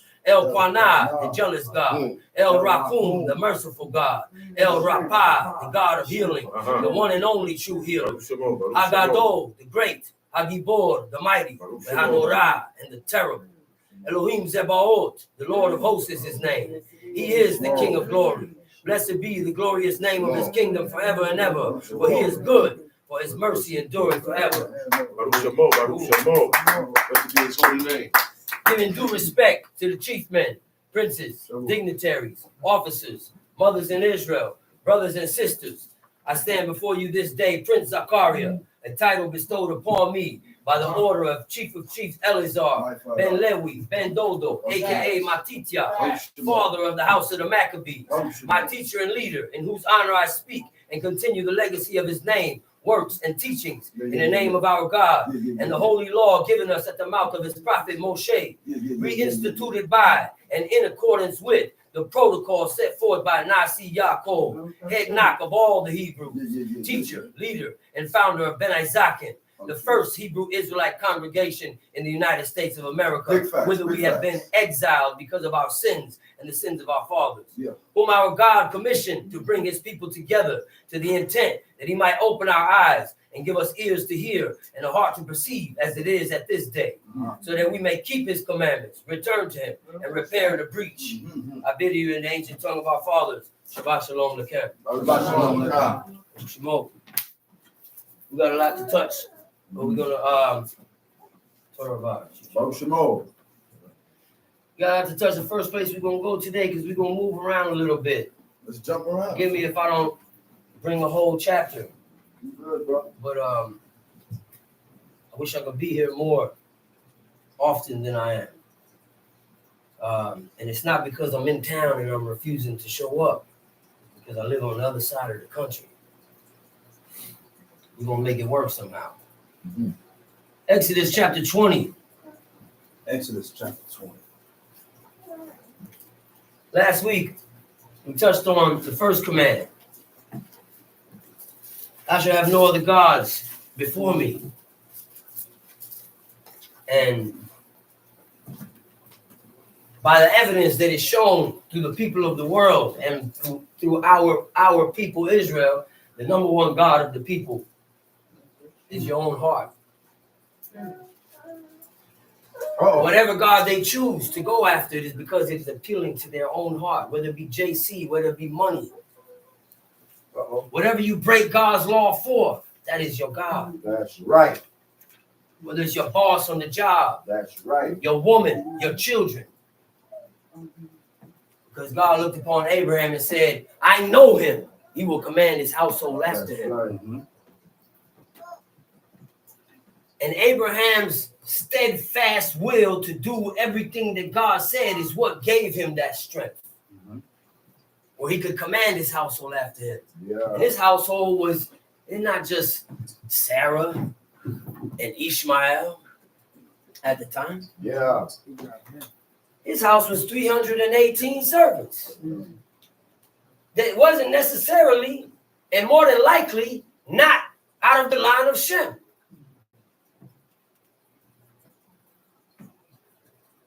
Otherwise, they would have just been family members and not as servants. Men acquired servants of other nations. Now, the book don't tell us how he acquired those servants. But what we do read is that they were all circumcised in the self-same day. Right. And we have trouble commanding our house, and it's just 4 people. 5 people. You know why? Because we don't have the steadfast will to serve God that Abraham had. That's right. We also went over last week in Leviticus 19 that concerning the peace offerings, which this is a principle that relates to all God laws. That's right. If it is not offered of your own will, it is not accepted, because when it says it shall be offered that it be accepted, the word in Hebrew is lerazon. It means for your own will and to be accepted. So if it is not of your own will, it is not accepted. Then we read a few verses down where it said, if it be eaten at all on the 3rd day, it shall not be accepted. Right. And the same word is used. So if it's not, it means one thing in one verse, but it don't mean that in another verse. There's a logic to this language. And it means the same in every verse that it's used in all contexts. Right. So if you want to talk about context, we must learn the language first. Because you can try to break down the law in English and it don't read the same in Hebrew. That's right. You can't interpret this law. You can translate it. And you can say what it means, because it means what it says. That's right. And it says what it means. That's right. So that means to say, if you eat it on the 3rd day, it is not of your own free will. I said, wow, how is that possible? The man offered the offering of his own will. But when you eat it on the 3rd day, which means when you do not go by the prescribed order, it is not of your own will anymore, because you're not using your free will to do God's will. That's right. You use your free will to do your will. You want to do it your way and still be accepted of God. And it don't work like that. That's You right. got to do it exactly the way it's written, or it don't count. Or matter of fact, I ain't gonna say it don't count. If you don't do it exactly the way it's written, it's corruption. That's right. That's right.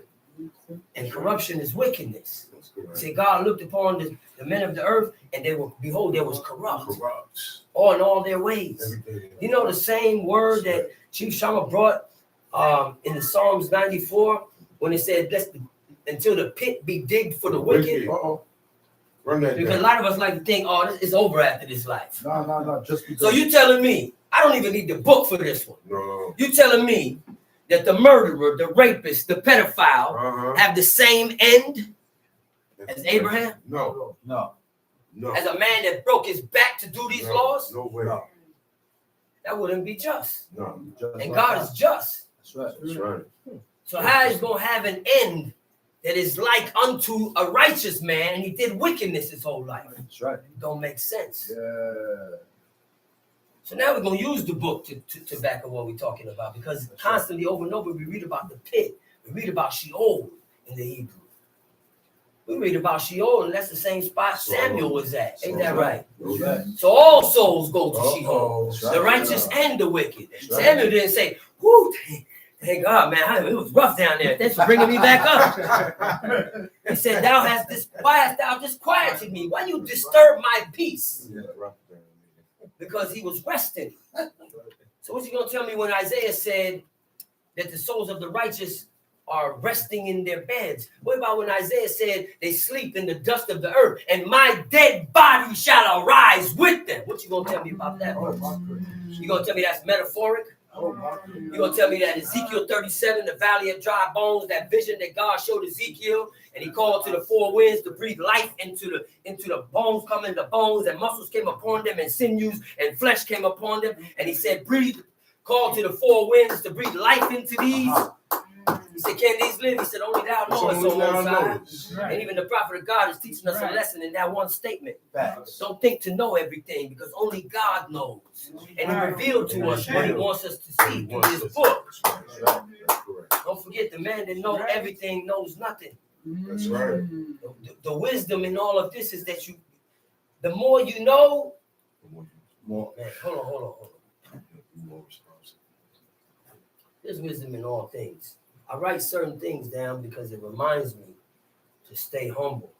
And it reminds me of the principles of wisdom that we learned from this book. And I got this from a cartoon movie Be surprised. off Netflix. You intermeddle it with all wisdom, brother. You know what it said? He said, knowledge is a paradox. He said, the more one understands, the more one realizes the vastness of his own ignorance. Meaning the more you learn is the more you know that you really don't know that much. Because the more you learn, you realize there's so much more to it. But when you know a little and you think you know a lot, you can't see what you don't know because you think you know too much. You know why? Because you don't know that much. Because we come into this way of life where we read this book carrying baggage from our whole life that we thought what we learned was true. That's right. And we don't come to this in simplicity of heart. Solomon said, or was it Joshua ben Sirach, in Ecclesiasticus, in the Apocrypha? He said, when thou comest to serve the Lord, he says, seek him in simplicity of heart. It means what it says. It's not complicated. In simplicity of heart. Simple, meaning act like you don't know nothing. That's how you come to serve God. When you come to serve God, I think I know this already. Yeah. Oh, I know what that means. Yeah, I know what that means. Look, I'll never forget this. My teacher said, come in the room. Chief Ellis said, come in the room.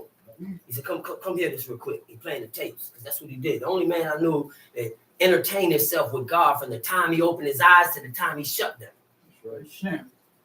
And he said, listen to this. As a matter of fact, read for me. So I turn off the tapes and I'm reading. It's Deuteronomy chapter 6. And he said, reading, no, that's not the verse. And then we get to the verse and it says, thou shalt not go after other gods. He said, that's it. Go get the dictionary. I said, okay. Wow. I said, okay. He said, look up the word go. Go. And, I'm still green. I'm coming. I'm like, we know what go means. You think you know? What is we doing? What is that? We know what go means already. But I didn't question my teacher. No, never. I got the dictionary, open it up, start reading the definitions. That's how you know he's in tune. So I'm reading the definition of go. It's like to travel, to do this, and that. He's going. Then one of the definitions says what my brother Chief Shabbat brought today. To follow a certain course or procedure. He said, there it is. He said the same thing. You sound like it. He said, there it is. He said, that's it.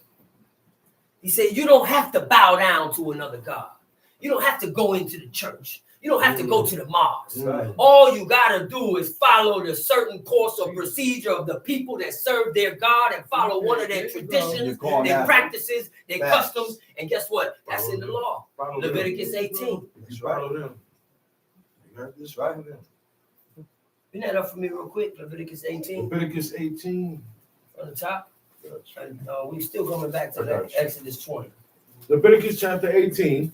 And the Lord spake unto Moses, saying, Speak unto the children of Israel, and say unto them, I am the Lord your God. After the doings of the land of Egypt, wherein ye dwelt, shall ye not do.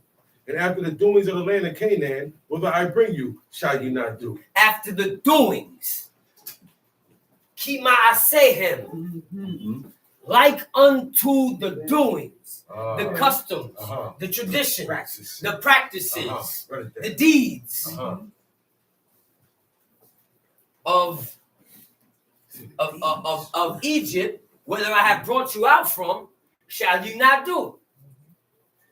Then it says, like unto the doings, the practices, the traditions, the customs, the deeds of the land of Canaan, whither I bring you, shall you not do. Neither shall you walk in their ordinances. The word for ordinance is kukotehem. It means their laws, their statutes, their order.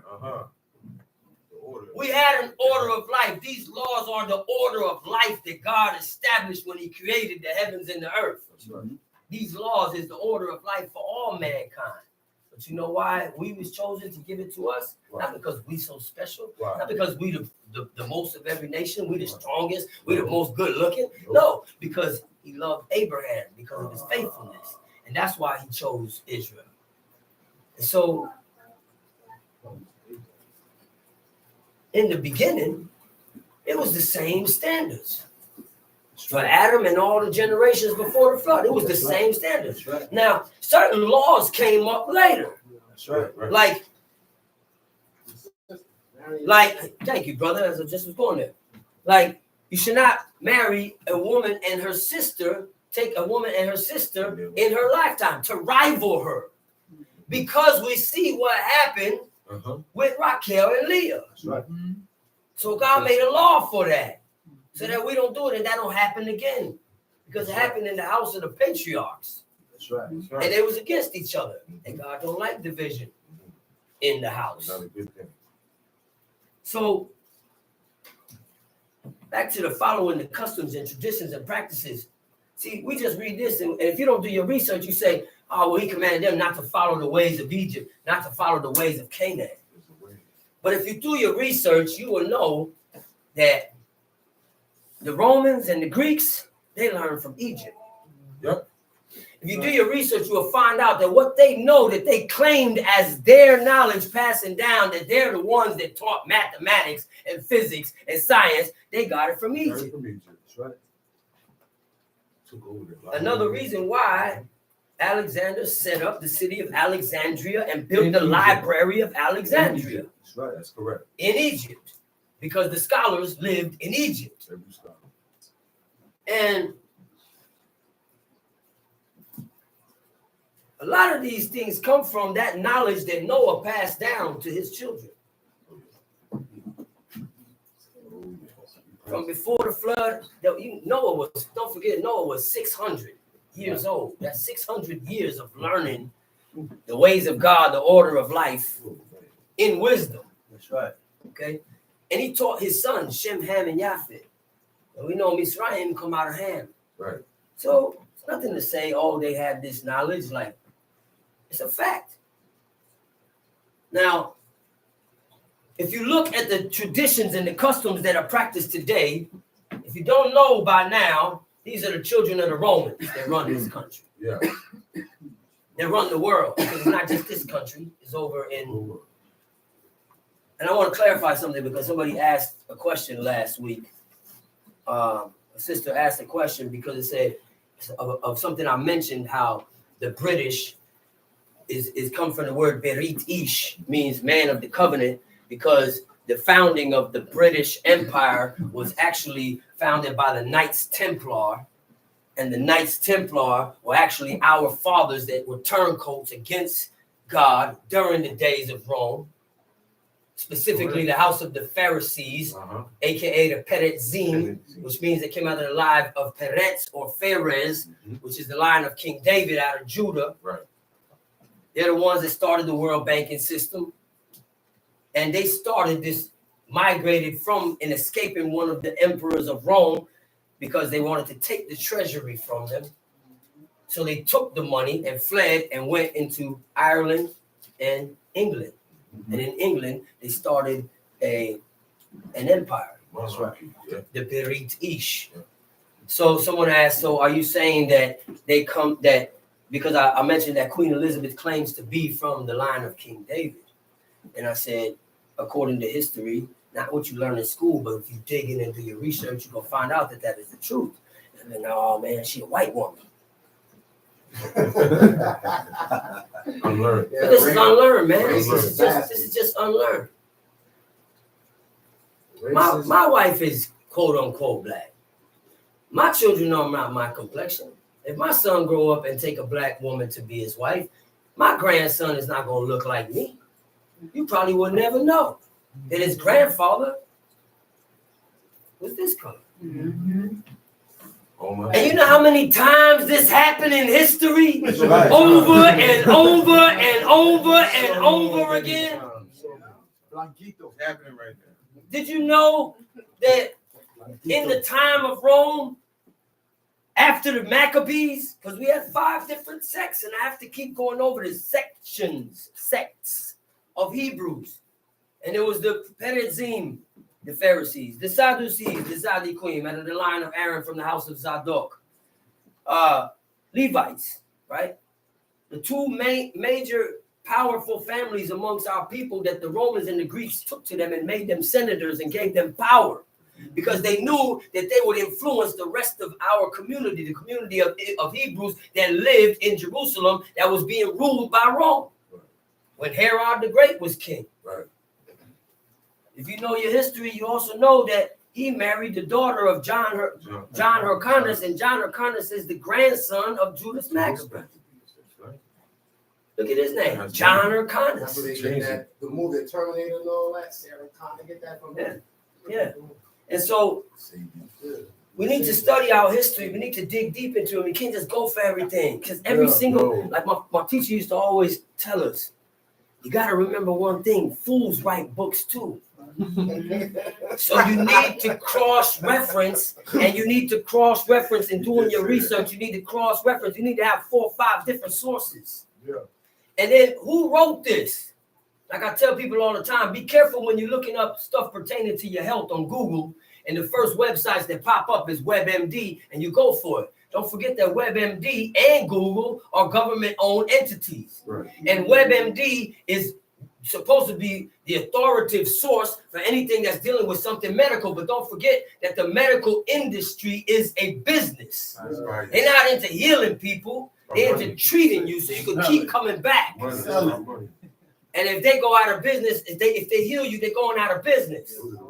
So they're gonna tell you things that only certain information to have you keep repeating that cycle. They don't want you having good health. So be careful. And that's why I always look for sources when I'm searching certain things online of an unbiased source. Right. Someone that's not connected to government entities, somebody that's not connected to the Smithsonian, somebody that's not connected to the Department of Antiquities. Yeah. Except when we're dealing with the Dead Sea Scrolls, because our fathers wrote that and they just took it. That's why you don't have access to it. That's why you can't go get it at the Library of Congress. You can't check it out. You can't even look up a digital copy, right? You can get copies of it in English. They ain't gonna let us see the Hebrew. So I'm leading up to say this, to say something, because we read the Apocrypha. And some Israelites say, well, that ain't part of what our fathers wrote. Can you bring up the first book of Ezra in the Apocrypha and read for me the first, start from the top? Ezra chapter 1. First Ezra chapter 1 in the Apocrypha. Beginning, the first chapter. And Ezra chapter 1. And Josiah held the feast of Passover in Jerusalem unto his Lord, and offered the Passover the 14th day of the first month, having set the priests according to their daily courses, being arrayed in long garments in the temple of the Lord. Yeah, this thing. Go to Second Ezra. It's the first Second chapter. Ezra, Second Ezra. Let me see. Let me make sure here. Because it's going to give us the genealogy. That's what I'm looking for. The genealogy. It's going to tell us who this Ezra is. This Esdras is. Yeah. Second Ezra. The Second Ezra, first chapter. Start from the top. First chapter. The second book of the prophet Ezra, the son of Sarias, the son of Azarias, the son of Hilkias, the son of Sadomias. Don't worry about the son of S on the Sadoc. end. This is just Greek. Yeah, Greek, Right? Don't forget it was translated, the Apocrypha was translated from Greek to English, but it was translated first from Hebrew to Greek. And it was done because at the time our fathers were speaking Greek Went Greek. and Latin. And so we wrote it in the language that at the time that generation understood. So it was translated from Hebrew into Greek and Latin, and then back into English by King James, which, by the way, is still the closest translation that you're going to get to the Hebrew. Besides the linear, which is the translation of the first 5 books, the Torah, besides the linear, King James has the most accurate translation to 1611, most accurate translation to the Hebrew. That's correct. And this is of years of studying, years of studying. To prove it back. So, all right, Toshi, The son of Sadomias, the son of Zadok, Sadamia, the son of Achitob, the son of Achias, the son of Phinehas, the son of Heli, the son of Amarias, the son of Aziah, the son of Marimoth, the son of Arna, the son of Ozias, the son of Boris, the son of Abishai, the son of Phinehas, the son of Eleazar, the son of Aaron of the tribe of Levi, which was captive in the land of the Medes. So how's what he gonna say is invalid? This Now, is straight like that. Let's not doubt the power of our God, okay?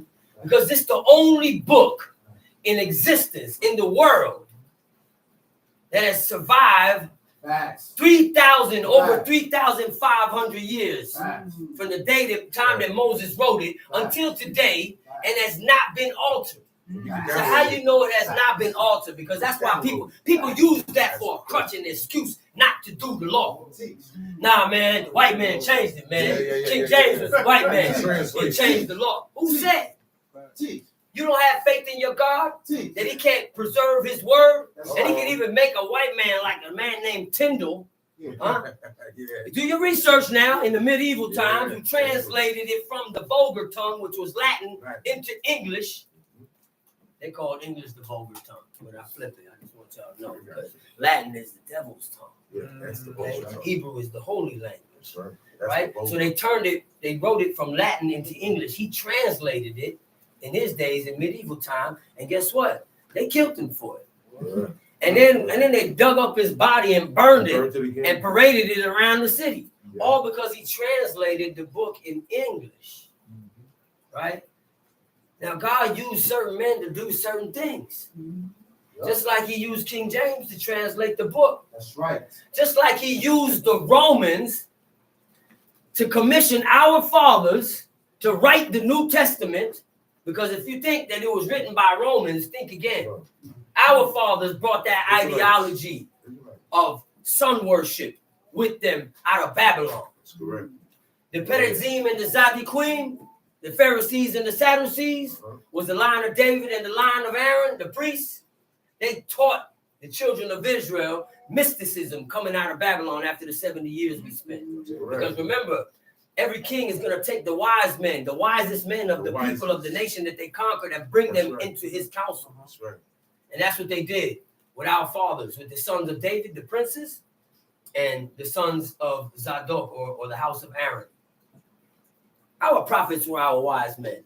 We didn't need to divine. The word of God came to them. And that's why they could answer things. That's why Daniel could interpret dreams that wasn't even told to him. By asking God to reveal it.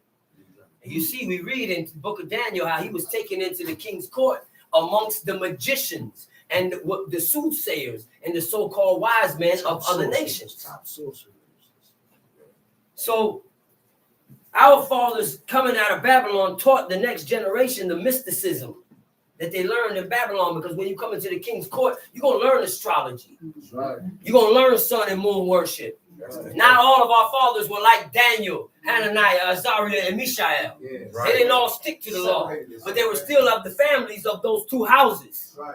And so they had power amongst our people, and our people would listen to them. That's right. And that's why the priests that came out of Babylon passed down this mysticism and tried to incorporate the law with the law. That was the beginning of Judaism. That's it. That's how No Judaism European man came up with Judaism. Our fathers did that. started. Yes, we did. Blending. Christianity, all that.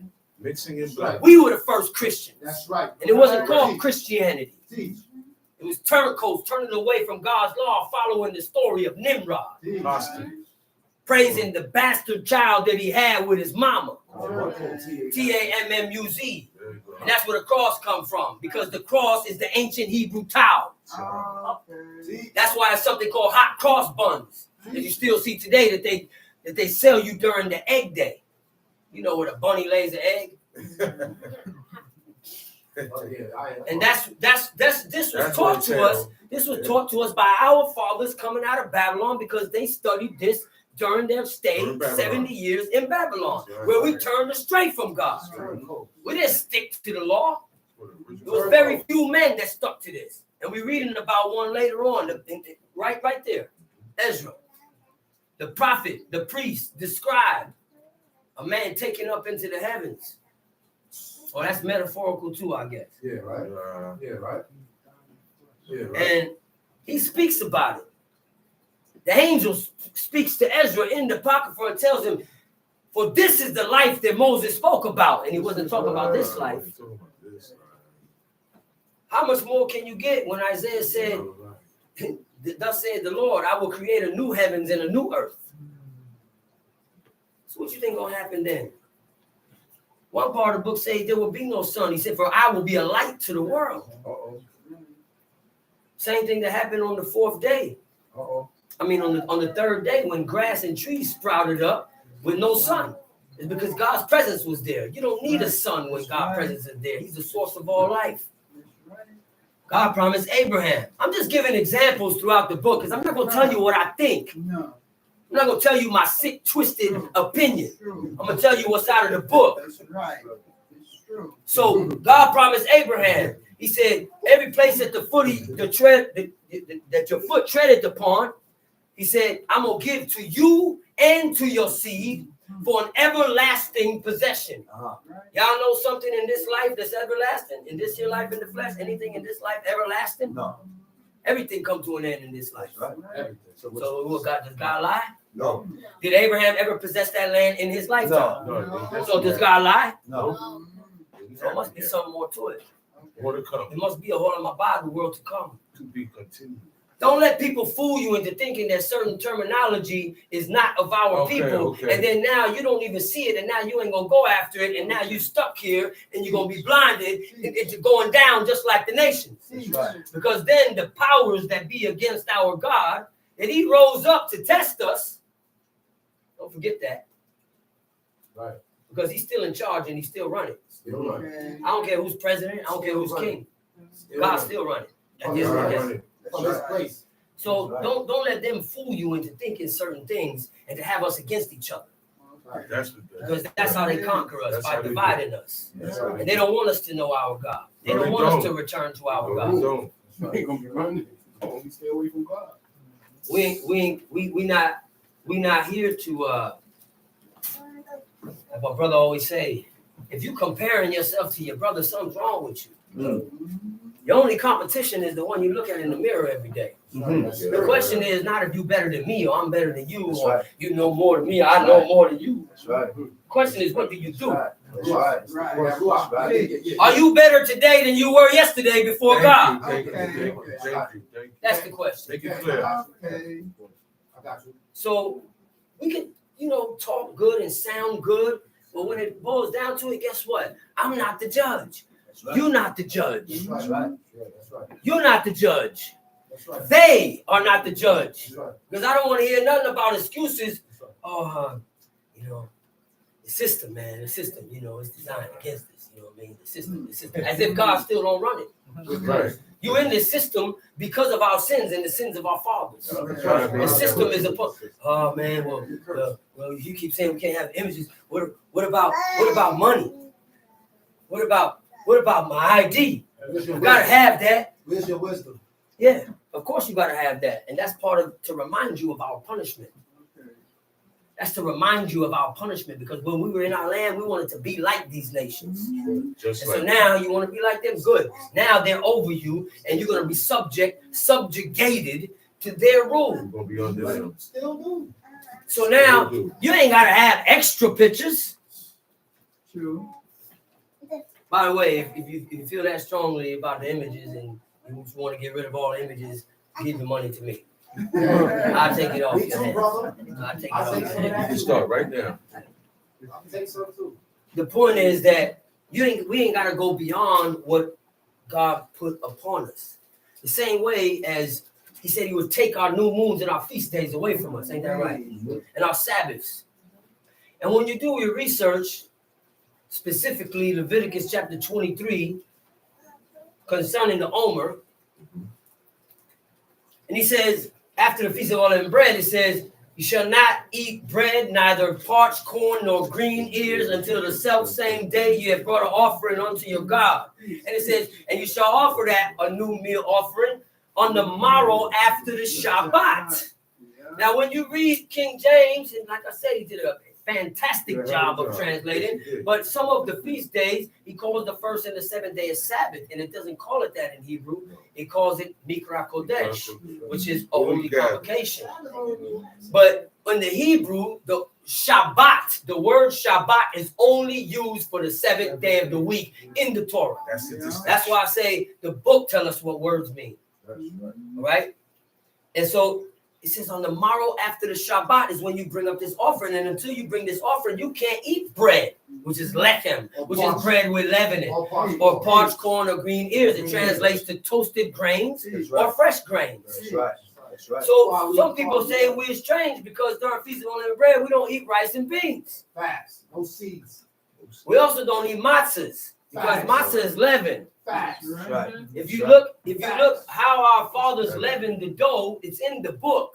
It said, and they could not make leavened bread because they left out of Egypt in haste and their kneading troughs being bound on their shoulders. That's why they couldn't make leavened bread, because their kneading troughs, which is just a big old bowl, a long bowl that you knead the dough. That's how you get it leavened. I wish Aunt was here because he would back this up, because he's a professional baker.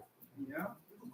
Right here, bro. Yeah. You check him out. I'm sorry, brother. Oh, another baker in the back. And he will let you know that the more you knead the dough, let me explain the science behind it. I'm getting to that too, brother. I didn't forget. And let me touch on that as well while we're here. It said, and the baker who heated the oven, he said, he ceased from kneading until the dough be leavened. Hosea chapter 7. So, and forgive me if I don't go directly into these verses, but I'm going to tell you like my teacher told me, don't take my word for it. Check it out for yourself. We're going to cite the chapters for you to check it out on your own. But by the way, it's recorded, so you can always come back to the video. So read the book. And so the kneading, here's the science behind how the kneading is what causes the dough to be leavened. That's right. There is yeast particles present in the air everywhere in the earth. The more humid the environment, the more yeast is in the air. So even if it's cold, if it's hot, wherever you are, there's always yeast in the air. And the proof of this is that when you bite that apple, you see it get brown right away. Okay. That brown is a fermentation process. Yeast causes a fermentation process to begin. That's the key, to begin. So it doesn't have to be fully fermented. And I don't want to bring that word into what comments is when it talks about not having leaven in your houses. Okay? Because it was only pertaining to leavened bread. Okay. They had wine. How do we know they had wine? You got to read here a little, read there a little. Okay. In Leviticus 23, he tells us that when you bring your offering during the Feast of Unleavened Bread, you shall offer it with a drink offering Okay. of wine, That's the right. fourth part of a hin. That's Right. right. So how is the priest going to have wine and he can't have leaven if leaven was wine or was liquid? Right. And that tells you that Two different wine, Two different things. by the way, there's no such thing as kosher for Passover wine. That's just a way to get your money and money from their own people. Thinking that you got to buy a new bottle of wine, that the one you had in the cabinet ain't no good no more. Right. And now you got to get a new kosher for Passover wine. No. The rabbi. No. Because you can't have leavening in wine. And if you No. look up the definition of leavening, it only pertains to bread. Right. That's Because leavening is an aggregated mass. Liquid is not a mass. No, Aggregated means something that is mixed together. That's right. The reason why the dough attracts the yeast particles in the air is because it's moist and it's wet. Yeast attracts the things that are wet, which is why still water breeds algae and perfect breeding grounds for certain molds. Right? And that's because of the yeast in the air is attracted to things that are wet. Right? So now this mass that's wet is how you get something that is leavened. And this is by definition. Look it up. Check it out for yourself. Some of y'all should So stay the- in school. So the more you need it, the more yeast is landing on that surface on the outside. You flip that surface, you put it inside, and the surface that was underneath is now on the outside. And you keep turning it inside out to where every time a new layer is exposed, more yeast lands on that layer. The more you need it, the more yeast goes into the dough, the lighter it becomes. Look. If you don't want to believe it, show me some proof, man, because I'm telling you stuff that I studied. And you can look it up for yourself, but don't tell me it's wrong just because you want to keep eating crackers during Feast of Unleavened Bread. Right? Because you don't want to make your bread like our fathers did it. Right. Right. They didn't buy it. No, That's right. we didn't buy it. We made our own bread. Okay? And leaven only pertains to a mass. So the only thing that's not bread that I get out of my house for the Feast of Unleavened Bread, because it fits the definition of a mass, is toothpaste with baking soda. Because baking soda is a leavening agent. Yeast is a leavening agent. It doesn't become leavening until you add it to a mass. That's right. Okay? So baking powder, baking soda, yeast, whether it be active already or inactive, it doesn't become leaven until you activate it and add it to that mass. And it must be kneaded. Even when you add yeast, don't you have to knead the dough, brother? Even after you add the yeast? That's right. Sheikh Malak? That's right. They have to. You still have to knead it to make sure it's dispersed throughout the dough. Ain't that right? That's right. That's the whole process. That's the only thing, we just speeding everything up. Because otherwise he'd be kneading for 3 hours to get the bread he made. That's right. So that's one point there. Now, going back to speaking to our history of what our fathers was taught coming out of Babylon, we were taught the customs and the traditions of the religions of Babylon. And my brother broke it down beautifully today when he was given explanation by the evidence that we have in the earth to prove that the reason why there is similarities of sun worship in every single religion on the earth is because at the time the Tower of Babel was being built, sun worship was the number one religion taught by Nimrod to all the nations that he conquered. At that time, he was king of the world. And that's why he was able to assemble so many people together to build this tower. And that tower was built in defiance to God, because the tower was built as a stronghold for them to run into and run to the top in case there was another flood. So we won't So get they said, scattered. we're going to escape God this time. So we won't get scattered. Almost the whole world was working on that tower. Yeah. And so, and mind you, that if you do the math and how, even if you go to the extent of every generation populating at the most that it could at that time, we only 4 generations after the flood. We're talking less than 1 million people on the whole earth, right? Nimrod's the king over them all. He worshipped the sun, It's in Genesis chapter 6 when he said that he, through sexual ritual, he made himself a mighty one. In the English, it says, and Nimrod became a mighty hunter before the Lord. It don't read that way in Hebrew. The word for became is hilel. Through sexual ritual. He became, it says a mighty hunter in English. The word hunter is not even in the verse in Hebrew. It's not even there. It says a gibor. It's not even The there. gibor, when you read this book, that's why I said the book will tell you what words mean. What is In that? Hebrew, What is it? the gibor, anytime it uses the word gibor by itself, not gibor, ish gibor, What does it mean? or if it's used alone, it referencing to what we would call giants in English, but Nephilim or angels. That's the only reference to Gibor in here is to God and his angels That's right. when it's mentioned Gibor. So how could it say, why would it say he made himself a Gibor and that don't reference to man? Well, here's the explanation. Why you think we have, why do we still have giants after the flood? None of them snuck onto the ark. None of them survived the flood. That's right. So how we had giants after the flood? Well, there's only one explanation. If you read the book carefully, you will see that giants only came out of Ham. We don't read giants coming out of none of the children of Japheth, none of the children of Shem. That's right. And since we know it was not in Right. Ham, because Ham come from Noah, That's right. and if it was in Ham, then it must have been in That's Noah, right. or Noah's mama, or right. Noah's wife, excuse me. If it was in Ham only, Right. it would have been in the rest of his brothers too, That's right. right? Because they all came from the same That's right. woman. Now, the only explanation that leaves us to how genetically this could be possible is that Ham's wife had the gene of the Nephilim in her.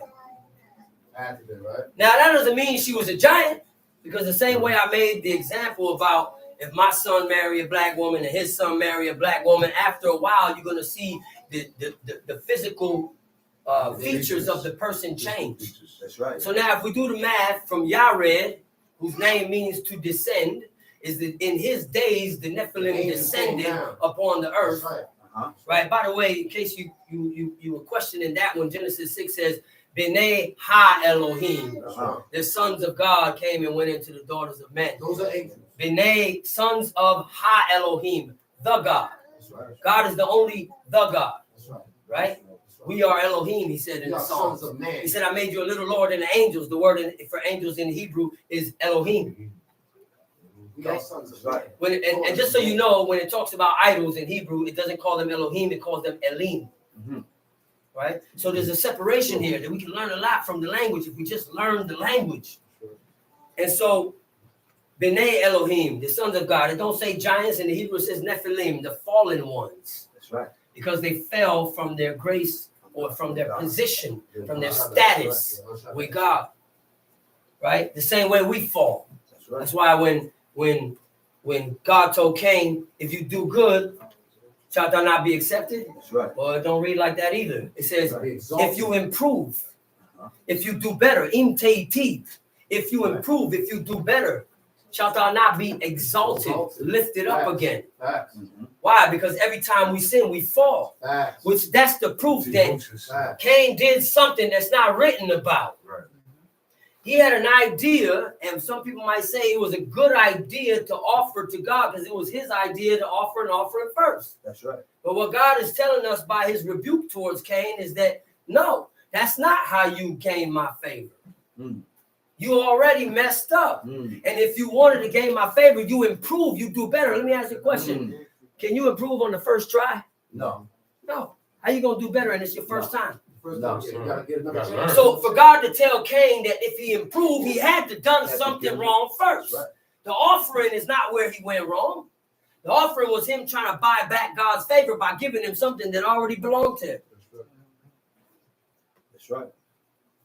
Reason why his offering was not accepted or did not come to him to offer the right thing, he said because Cain was not accepted. It's in there. It said, and God did not regard, notice, or respect Cain nor his offering. That's right. But with Abel, it says he regarded or respected or noticed Abel and his offering. So whether or not our prayers are going to be heard is are you accepted? Am I accepted? That's right.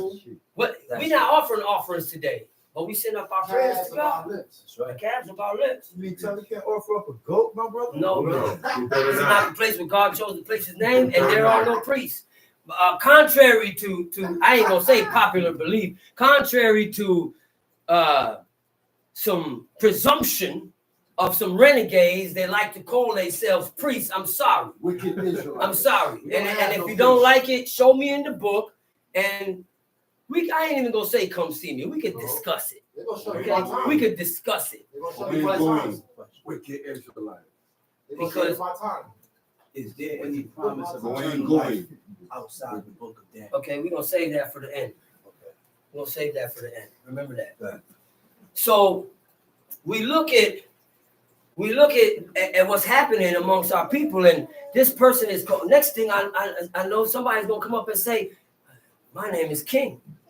I'm King this and I'm King that," and we don't have no kings. There's no kingdom. You can't have a priest after God took away the priesthood. So we need to be mindful to stay in our place. The same way he took away from us our feast days, and I don't want to leave points unanswered, but the same way we learn from the law that the morrow after the Shabbat is when you could bring your offering, right? And you can now eat bread. Well, the Shabbat would have been the 7th day of the Feast of Unleavened Bread, because the ancient lunar calendar, before God allowed man to change it because of our sins, Right.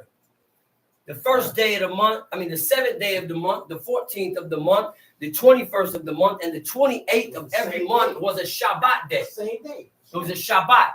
And since there were only 28 days, according to the cycle of the moon, that it was supposed to be set up according to the cycle of the moon, 28 days was the span of a month. That's why you even look in English. It's called a month. M-O-N is a representation of that is reference to the moon. Same like Monday. Even in Hebrew, it's called Kadash is the word for month. It's also the word in Hebrew used for the new moon.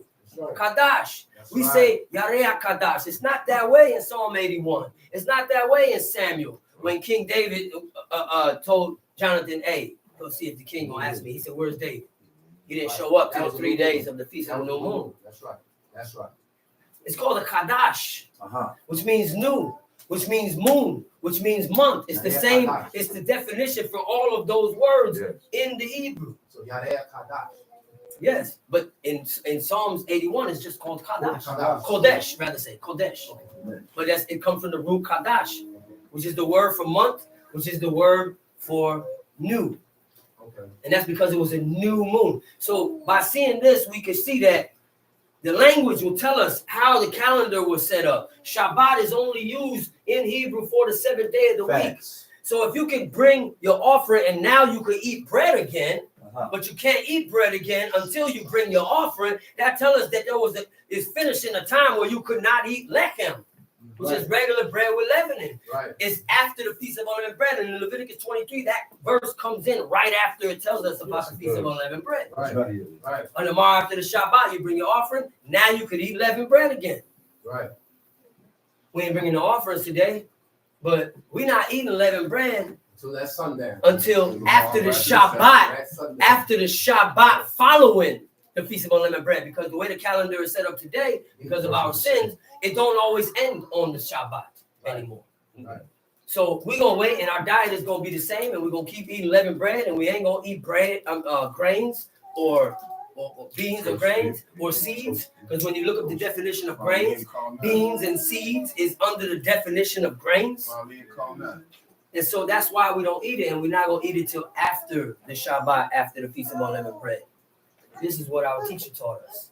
But we ain't gonna try to change the calendar. Can't. We ain't gonna try to make the 7th day the 1st and the 7th, and the 7th and the 14th, 21st, and 28th of every month. You can't do that. You can't change the calendar. This is the way God left it for us because of our sins. That's right. If you want to return to God, how you gonna return to Him? But you are not one that accepts punishment. That's right. That's right. So our teacher taught us to show God that we are fervent in returning to Him. We must first accept all the punishment that He put upon us. That's why you stop messing with the grass. That's why You ain't gonna find no priests coming out the house of the Maccabees. No. That's why you ain't gonna find no new calendars coming out of here. No. That's why we're not gonna change the law or change what we're doing today according to suit ourselves, because we are smarter than God.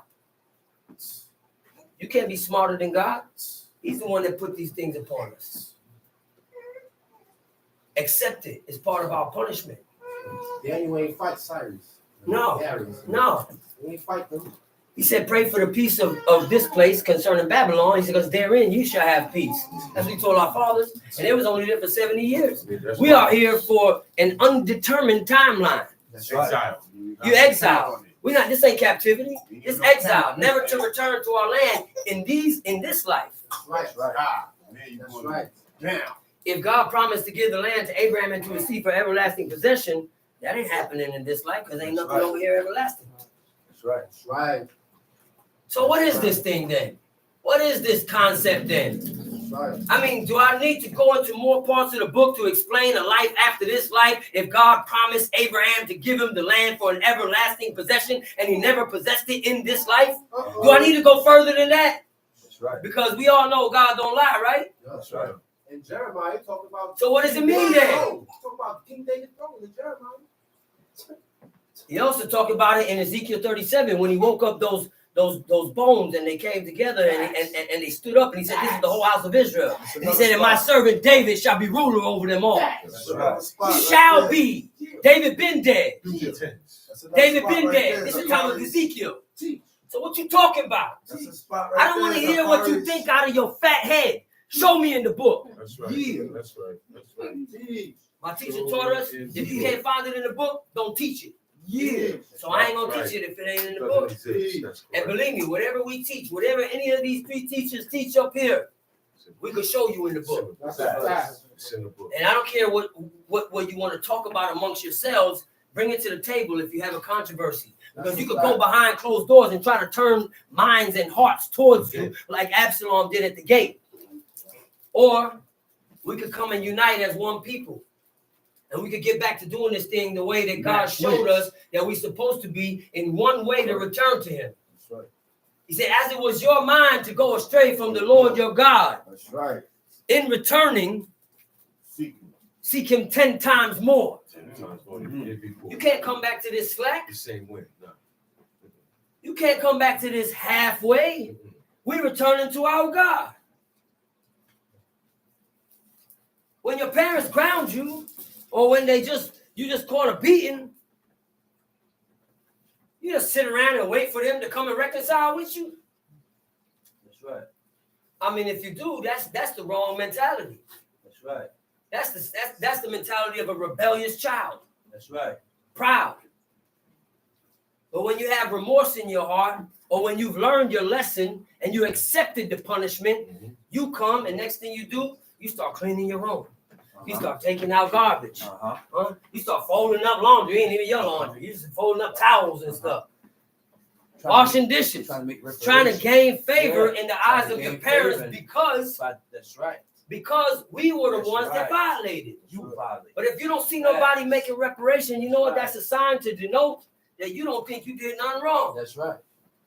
That's the generation that said, because our fathers eating the sour grape, therefore the children's teeth is set on edge. The word for set on edge, it said, is made dull. When you look up the word dull, it means that they're not interested. They lack interest. To lack. And that's crazy how that word is used, because today we see it.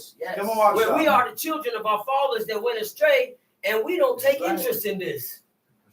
That's right. That's right. Who's reading the Torah every day? That's right. I want to hear about how many psalms you said out loud. How many times you prayed? Did you read the book today? That's They right. talk about it when you sit in Because when you buy a piece of furniture that's in pieces, the first thing you do to figure out how to put it together is read the instruction manual. Right. Ain't that right? That's right. You know what Torah mean? Instructions. talk about it. So how you gonna get back to repairing, because that's what you're doing with that furniture, right? You're repairing it, you putting it together, you building it. How you gonna build your relationship with God without reading the instruction manual? That's right. Every day. You know, you got some people that say, I don't need the instructions. And then Everybody they build it, does that. and then they Everybody build the does table, I used to do and then somebody Everybody puts does that. something on the table, and it falls. That's up. You gotta Everybody unbuild it does that. and do it all over. Yeah, because you was too proud to read the instructions. For real. I don't need GPS. Oh, I'll find my way there. You better get you some directions. That was That's me. right. You better stop being That's so like that. proud and haughty. Always read the instructions. We need to turn to God wholeheartedly, man. Tamim. Perfect is wholehearted with God. You can't be wholehearted if you can't find time in your day to read the Torah. Right. That's why we have so many people Big that time. don't know amongst our people because they won't read the book. Read. The answers is in here. You're spending all your time in the Apocrypha. You know what my teacher taught us about the Apocrypha? That's a teacher's That's manual. teacher's edition. Yeah, it's not for everybody. That's the teacher's manual. Facts. Because you're going to see things in there that might thwart your understanding to throw you off of the path if you're You'll not get confused. grounded in the law. You're gonna get You confused. must have a foundation of Torah. Don't forget, David, Solomon, these men got their wisdom Grounded. from the Torah. Grounded. Say, oh man, God gave Solomon wisdom. First of all, you got to have a certain level of wisdom to ask Okay. for wisdom. That's right. That was You gotta wisdom that he perform asked the for. law. That was wisdom that he asked for wisdom. You have to perform the law. And who you think he learned from? His father, That's right. who followed Torah. They Wisdom. didn't have Jeremiah. He didn't have the Psalm. He was writing them. Right. He didn't have, Solomon ain't have Proverbs yet. That's right. Wisdom coming. He didn't write that yet. He wrote that after he lent his heart to follow you, to warn you what not to do, Yeah. to warn us. Wisdom comes from the performance of law. That's what it say. And Solomon wrote that also. That's right. Wisdom coming through the performance of the law. That's right. You think you're going to be wiser than the wisest man that ever lived? No. No, man. No. Don't go like that. So back to Exodus 20. Did I make the explanation about, okay, well, I don't want to miss the point, but to continue about the customs and traditions and practices that we learned from our fathers in Babylon. When we came out of Babylon, it was taught to us and passed down. And today, those customs that we call Romanized practices and customs, like the birthday cake, right? That you like, it's the first birthday cakes were round and white, and they had candles on it, and it was a representation of the moon god, right? We spoke about that. Every single one of the holidays. So I'm putting together a Google Doc, and in this Google Doc there will be prayers. There will be copies of the Zikron that go inside the frontlet, the bracelet, and the doorpost. And you will be able to have access to it, to be able to print out copies for yourself. There was the confession prayers that are in there. You'll be able to print out copies of that. There's prayers for morning and evening in place of the continual burnt offering that was sent up in Jerusalem. So we call that minkat, which means a meal offering. And that was in place of the burnt offering that goes up at daybreak and even in the temple. One of 17 different offerings that went up every single day. Facts. That's Right? And so we say that prayer because God will accept, he told us in the book of Amos, he will accept the calves of our lips. So even though we can't offer offerings, we say certain prayers to God to let him know that we know we can't offer offerings, but in place of these are the offerings of our lips to show you that we haven't forgotten. Right. We want to return to you. That's right. And so there will be copies of those prayers that are typed up in Hebrewish, which is Hebrew with English letters, so that you can learn how to pronounce these prayers without having to read Hebrew, right? Right. Because not everybody has access to a teacher or can learn it fast enough, right? And we have a long way to go in a short time to get there. So I'm trying to do things to make it easier for us to return to our God. And our teacher taught us that when you say your prayers in Hebrew, it has a greater impact in the heavens, because this is the language that God spoke. This is the language that God gave us the commandments in. This is the language that God created the heavens and the earth and established the order of life in Hebrew. That's right. And I could prove that to you just through showing you in the Hebrew, in the book, by the definition and the So logic of the language of these words. It's in there. That's right. Facts. So it's all going to be in this Google Doc. Anybody that's interested in having access to these things, you can put your email in the chat, and I will be happy to add you to this Google Doc where you can have access to this. There will also be a folder that will be created for research concerning findings in the law, concerning things that are clean or unclean, and why. So which we're going to touch on in a second, but there will be research to back it up to show you where we get our information.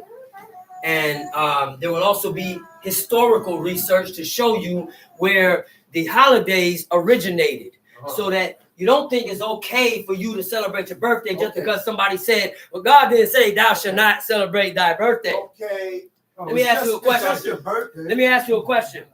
Let me ask you a question. What's Abraham's birthday? We ain't gonna know. Yeah. You know why we don't know? Because it wasn't important. Right. What's important?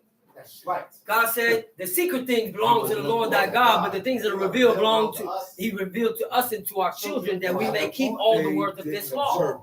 So you don't need to know Abraham's birthday. It wasn't important to him to serve God. It ain't important to us to serve God. What's commanded of us, thou shalt not, is in the book. That's it. So here's my brother put it the best. My brother put it the best, and that's why I love this saying. You ain't gotta know if a certain holiday is okay, or figure out where it originated to determine if it's okay to celebrate. All you got to do is ask one question. Did God command you to do it? That's right. And if he didn't command it, why are you doing it? Oh, come on. Show me something in there that they observe and celebrated that's not commanded. That's right. I'm talking about the pious men. Don't go pointing out. Don't point out one of the men that the book said is wicked and say, look, he did it. No. Abraham. Yeah, show me what Abraham did. Our example, we committed to follow. Yeah. Abraham. And if why we reference Abraham so much, because if you read the book, Isaiah chapter 51 said, look unto the rock from whence you were hewn, and the hole of the pit from whence you were dug. Look unto Abraham, look unto Sarah. So if you want to follow somebody, follow Abraham. I don't know much about Abraham, and you better keep reading Genesis over and over, over and over, over and over. And the more you read, the more you find, I promise you. No, follow Pharaoh. No. It says follow Pharaoh. Yeah, because Pharaoh's the one that celebrated his birthday. That was clear. Yeah, we see that in Genesis. Clear. What do you think the day that he was going to hang the chief That was a baker, sacrifice. right? That's a sacrifice. The baker. What do you think? What do you think that day was? That was his birthday. Sacrifice. It says it on Pharaoh's birthday. So you want to do what Pharaoh did?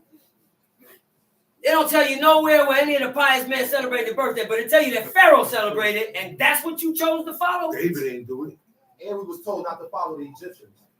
Now, the rest of the holidays, we're going to see that if you do your research, it all stems from sun, moon, and star worship. Each one. That's in the book too. Go to the book of Deuteronomy, chapter 17. 17. My brother was just going over that today. Go to start from the top. Deuteronomy chapter 17.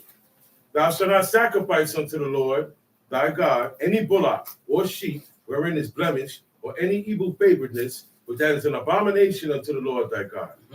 If there be found among you within any of thy gates which the Lord thy God giveth thee, man or woman that hath wrought wickedness in the sight of the Lord thy God, in transgressing his covenant, and hath gone and served other gods, and worship them, either the sun or moon, or any of the host of heaven, which I have not commanded. And it be told thee, and thou hast heard of it, and inquired diligently, and behold, it be true, and the thing certain that such abomination is wrought in Israel. Then shalt thou bring forth that man or that woman which have committed that wicked thing unto thy gates, even that man or that woman, and shall stone them with stones till they die. Okay, I got a question for you now.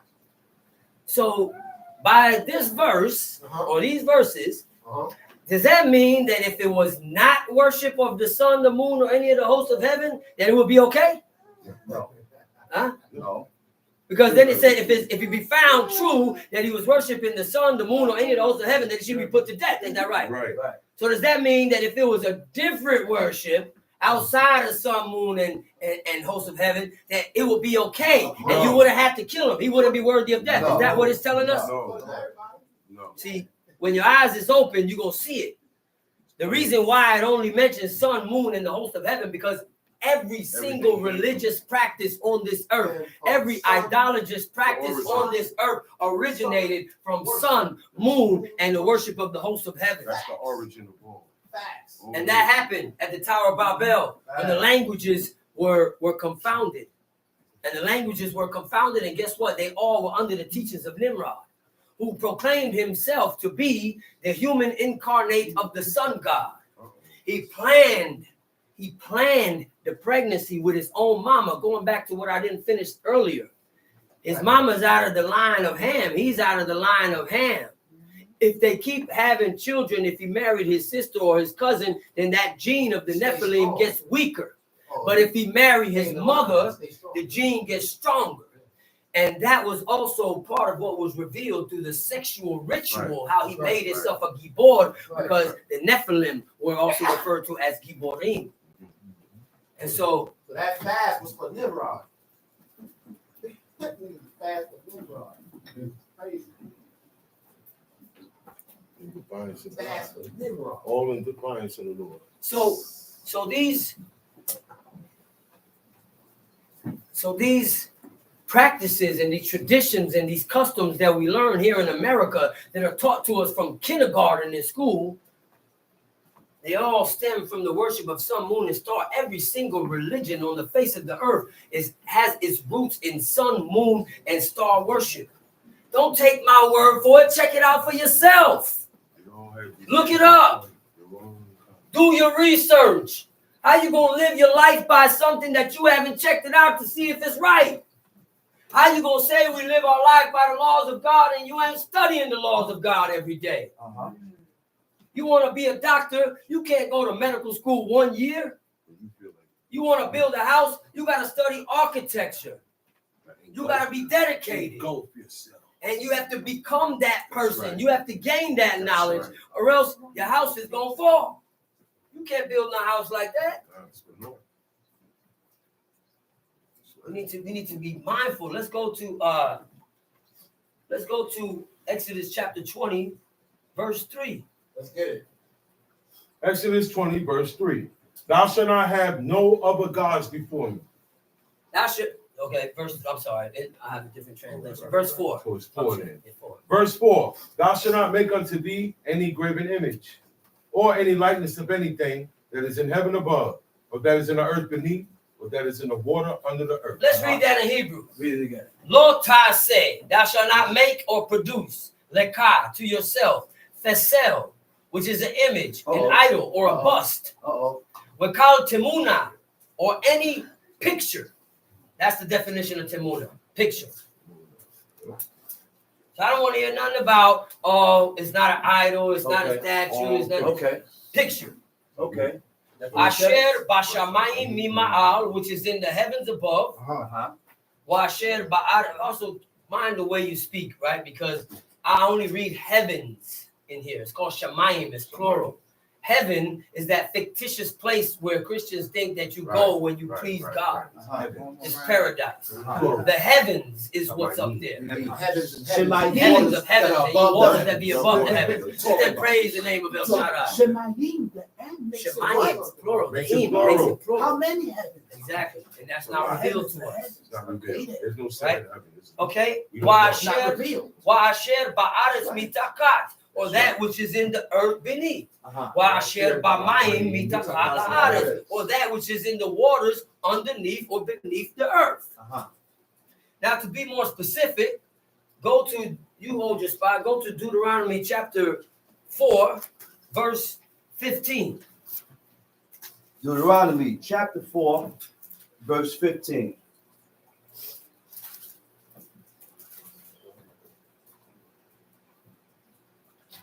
Take ye therefore good heed unto yourselves, for ye saw no manner of similitude on the day that the Lord spake unto you in Horeb out of the midst of the fire. You saw no similitude.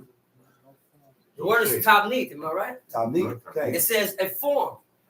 That's right. You saw no form, Lest ye corrupt yourselves and make you a graven image. Lest you corrupt yourself. So you want to know how you corrupt yourself? Make you a graven image. My brother Chief Mikael was talking earlier about there are certain laws that will get you cut off. That's right. Any presumptuous sin get us cut off. There are certain laws where you will block yourself from having your eyes opened by God, from gaining favor in the eyes of God. That's right. You will block yourself, and a few of those things are the eating of blood and fat. That's right. Taking part in the rituals, because that's what they are, the celebrations, of the nations and Uh-huh. worship to either the sun, the moon, or any of the hosts of heaven. It's immediate reaction. Profaning the Sabbath. Profaning the Shabbat day. Immediate reaction. And you know what another one is? Dishonoring your parents. Having images. That's right. Images. Yeah, And man. dishonoring your mother and your father. That's dangerous. That's right. Having images. Images.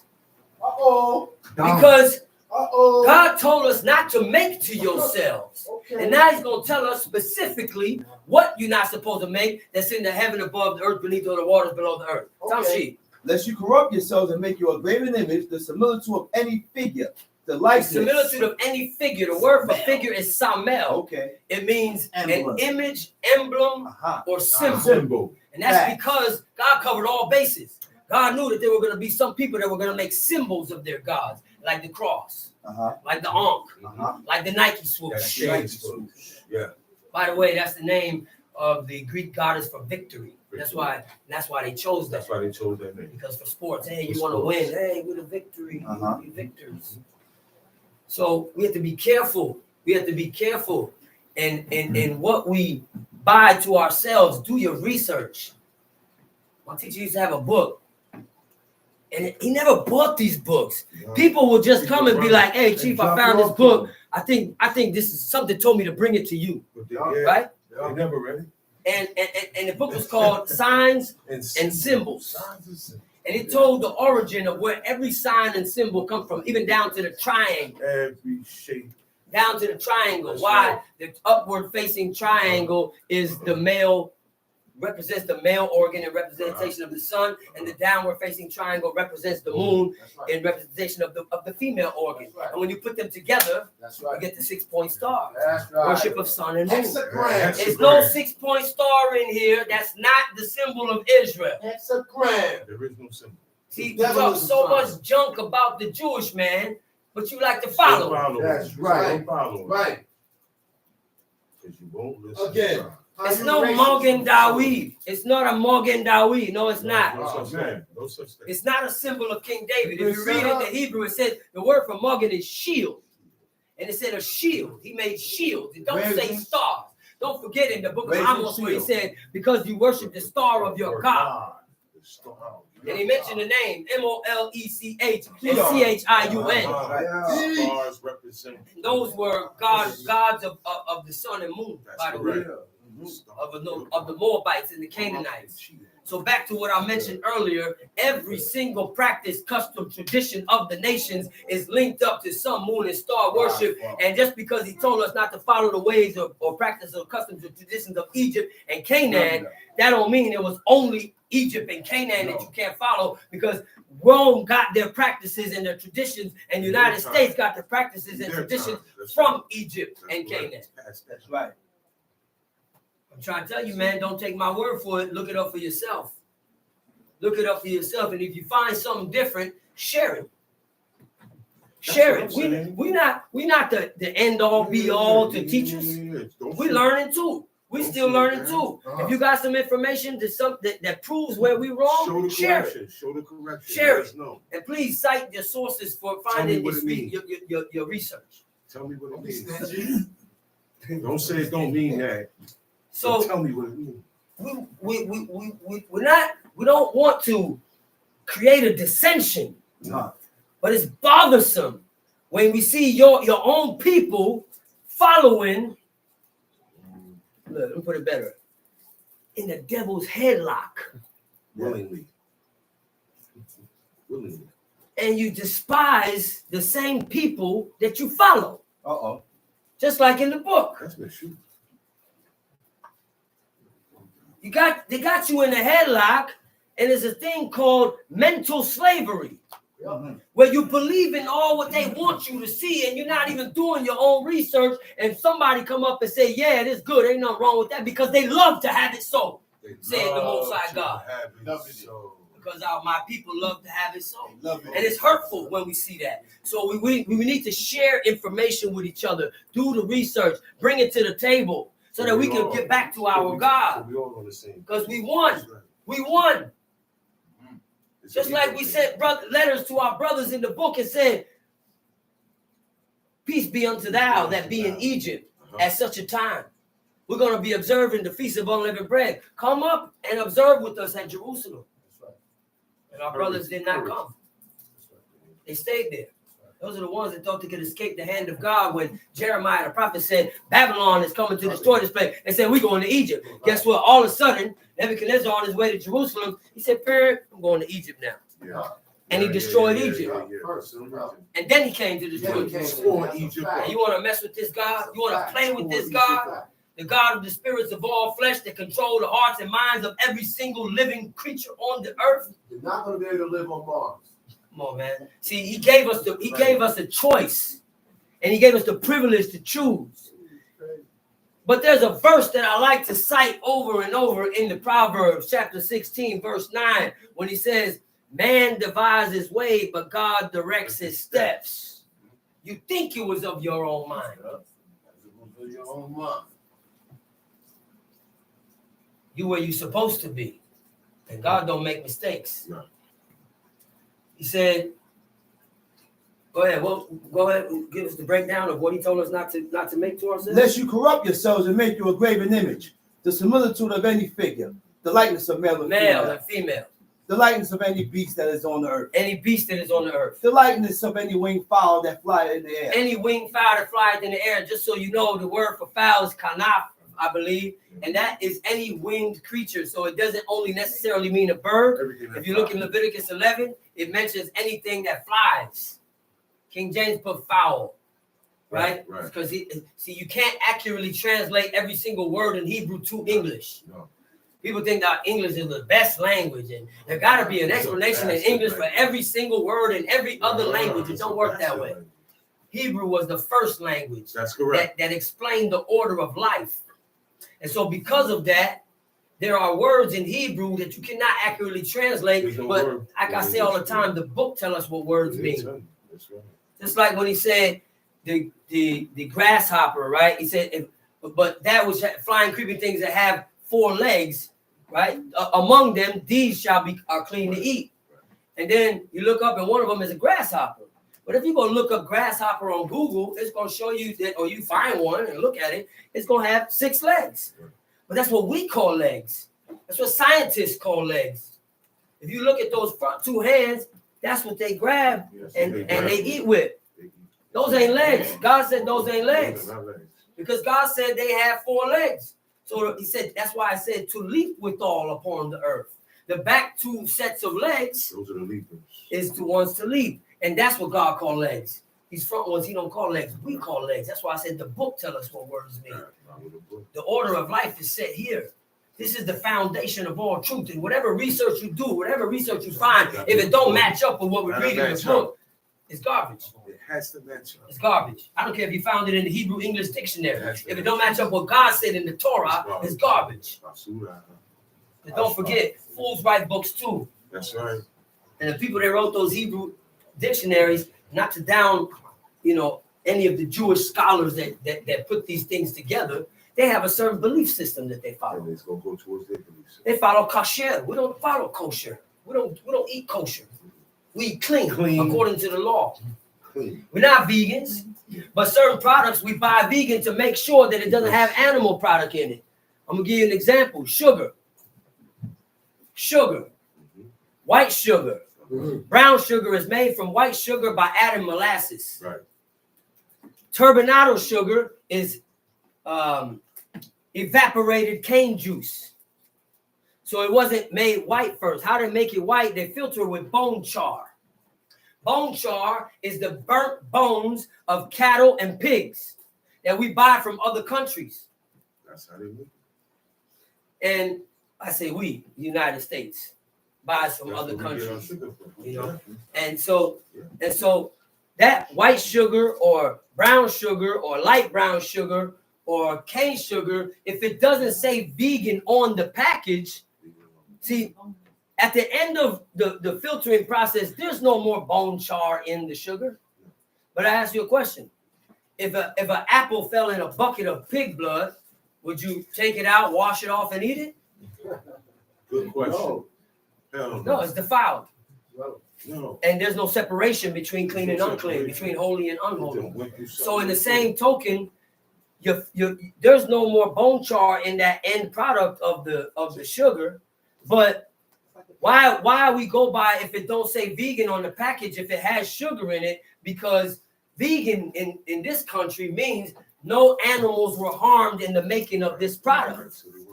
So if they use bone char to filter the sugar, animals were harmed because those animals were killed and the bones was used. That's correct. Right? So that's why we look for vegan, not because we're vegans, because we want to make sure that what we eat is clean. That's right. That's right.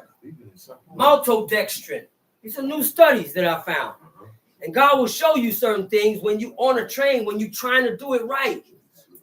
I'm in the store one day, and my son liked the garlic flavored Triscuits. You like them? So I went to go buy the Triscuits. You know, I'm on the cracker aisle, and I go look for the Triscuits. And I look, and next to the regular Triscuits is garlic Triscuits. And the front of the box of the regular one says gluten-free, 100% whole grain, vegan. And then on the garlic Triscuit, it just said gluten-free, 100% whole grain, but it didn't say vegan. I said, I look at the ingredients. I said, okay, this one is just wheat, salt, and oil. This one is wheat, salt, oil, and spices. And then it said maltodextrin. And I said, but wait, I did this research years ago. We did this research back in the days. That's right. Long time. We got printouts. That's right. The maltodextrin comes from plant sources. So I'm looking, and you gotta be careful what you're Googling, because if you don't use the right keywords, you're gonna come up with what they want you to find. Yeah. So I'm sitting in this aisle. People probably thought I was retarded or something, and I'm in the aisle for like a half an hour Googling. I want to get to the bottom of this. Why does this say it's not vegan? And it said, so I finally Googled why, if a product contains maltodextrin, why can it not be labeled vegan? Right. And I found an article, which I will share in that folder that I'm building on the Google Doc, by the way, because we're going to share all the research of where we find the sources we find our research. That maltodextrin is a ingredient that is made in a powder form in a lab. And when you make in the labs that make maltodextrin, they make other ingredients that are from animal sources. So it could be like powder form of gelatin. Right. And it's made in the same lab. And we know gelatin comes from fat. Right. From animal fat. Right. So if they were made in the same lab, no, different vats and everything. But what happens when you have a powder substance is that particles float in the air. So small that if the gelatin particles floated and accidentally landed in the maltodextrin, it will be contaminated, and they cannot label it as vegan, or they could get sued by PETA and all these animal rights activists and people that have power. And next thing you know, Nabisco is owned by a different company now because they got sued, and they can't play that. They don't play that. They're not giving up. They're not giving up their family generational wealth because they wanted to put vegan to get some more sales. No. So they cannot label it vegan because of that. It's called cross-contamination. So we can't play those games because in the law it says thou shalt eat no manner of blood. Kal dam in Hebrew. No manner of fat. Kal kalab. You can't have it. You can't have none. Not even a trace amount. This is why you can't just go by kosher, because there was an article back in the days that a Jewish dude blew the whistle on the community when he went to visit the processing plants where they process milk in this country for mass production, and he found out that through the homogenizing process they add fat to the cow milk. When they boil it and it's homogenized, they boil it so that it doesn't breed bacteria, and the volume lowers when they boil it. But they're like, we ain't losing nothing. We're gonna add fat back in it to build it back up. And then they put it on the market. That's how come you're able to buy 2% fat milk, full 1%. How you think it's a 2% fat cow walking around? No, they're able to control it because they determine the amount of what they add to the milk. That's right. And so now this dude blew the whistle and he took his camera in there and he shared it with the Jewish community. The rabbis shut it down because he exposed that the rabbis will stamp it even if it has something that's called bitul. Bitul is a Yiddish word that Jewish people describe for equivalent to a drop in the ocean. So if it's a minute amount in it, they will still stamp it kosher as long as you pay that rabbi. You gotta pay him. Yeah, and that's why we don't eat kosher because they will eat bitul. We don't. Bitul is not in the book. It's not in the book. Bitul. Do they know what bitul is? Another thing, check out this video on YouTube. It's called "Dairy is Scary: The Dairy Industry in 5 Minutes." And it's a 5-minute video that explains the dairy industry to explain how because the udders, the cows are milked by a machine and they're gotten pregnant 3-4 times a year, which is unnatural. They're supposed to be pregnant once every 4 years, and they snatch the calf from them and then they just milk the milk with a machine that the udders, because it's back to back like this throughout the year, their udders get infected, and then pus ends up in the milk, and in pus there's blood in pus. That's right. And this country allows 7 parts per million of blood in the milk for sale, for mass production, mass consumption. That's right. So 7 parts per million mean that out of every 1 million drops, 7 of those drops could be blood, and they can still sell it to you. That's bitul. That's bitul. So there's some more fun facts that we're going to be sharing, and if you want access to this Google Doc, leave your email in the chat, and I will be sure to add you. Before we go, okay, good. Amen. All right, so thou shalt not bow down to them nor serve them. I keep hearing brothers say that's a separate command, but last time I checked, my math was correct when he said, "Thou shalt have no other gods before me. Thou shalt not make unto thee any graven image or any likeness of anything that is in heaven above the earth, and neither the water below the earth. Thou shalt not bow down to thyself nor serve them. For I, the Lord thy God, am a jealous God, visiting iniquity of the fathers upon the children to the 3rd and 4th generation of them that hate me, but showing mercy to the thousands of them that love me and keep my commandments." That's one Then it command. says, "Thou shalt not take the name of the Lord thy That's the God in third one vain. now. For the Lord will not take him, Okay. hold him guiltless and take his name in vain. Okay. Remember the Shabbat day to keep it Okay. holy." Okay. Huh? He said, "For six days thou shalt labor and do all thy work, but the 7th day is the Sabbath to the Lord thy God. In it thou shalt not do any work. Okay. Thou, nor thy son, nor That's thy one daughter, command thy still. manservant, nor thy maidservant, nor thy cattle, nor thy That's stranger, still in nor the thy fourth gates. command. Okay. Huh? For 6 days the Lord made heaven and earth, the sea and all in the midst, and rest the 7th day. Wherefore the Lord blessed the Shabbat day and That's hallowed still it. in the fourth. Okay. Honor thy father and thy mother, that thy days may be long upon the land which the Lord thy God giveth thee. Okay. Thou shalt not murder. I see your point. Thou shalt not commit I adultery. see your point. Thou shalt not steal. I see your point. Thou shalt not bear false witness against thy neighbor. I see your Thou point. shalt not covet thy neighbor's I house. see your Thou point. shalt not covet thy neighbor's wife, I see your nor his point. ox, nor his ass, nor anything that is thy neighbor's. Okay. That's 10, ain't that right? That's right. Did we count that correctly? Yes, we did. So how you gonna tell me that when it say, "Thou shalt not make unto thee any graven image or any likeness of anything in the heaven above the earth, neither the water below the earth," and then it say, "Thou shalt not bow down to it"? How you gonna tell me it's 2 separate commands? No. It's been one. That's in the third. Somebody please explain this, because my math, the math is not mathing. Show me how you It ain't adding up. All that is command. Was that 2? It ain't adding up. That's the second command. All that is 2.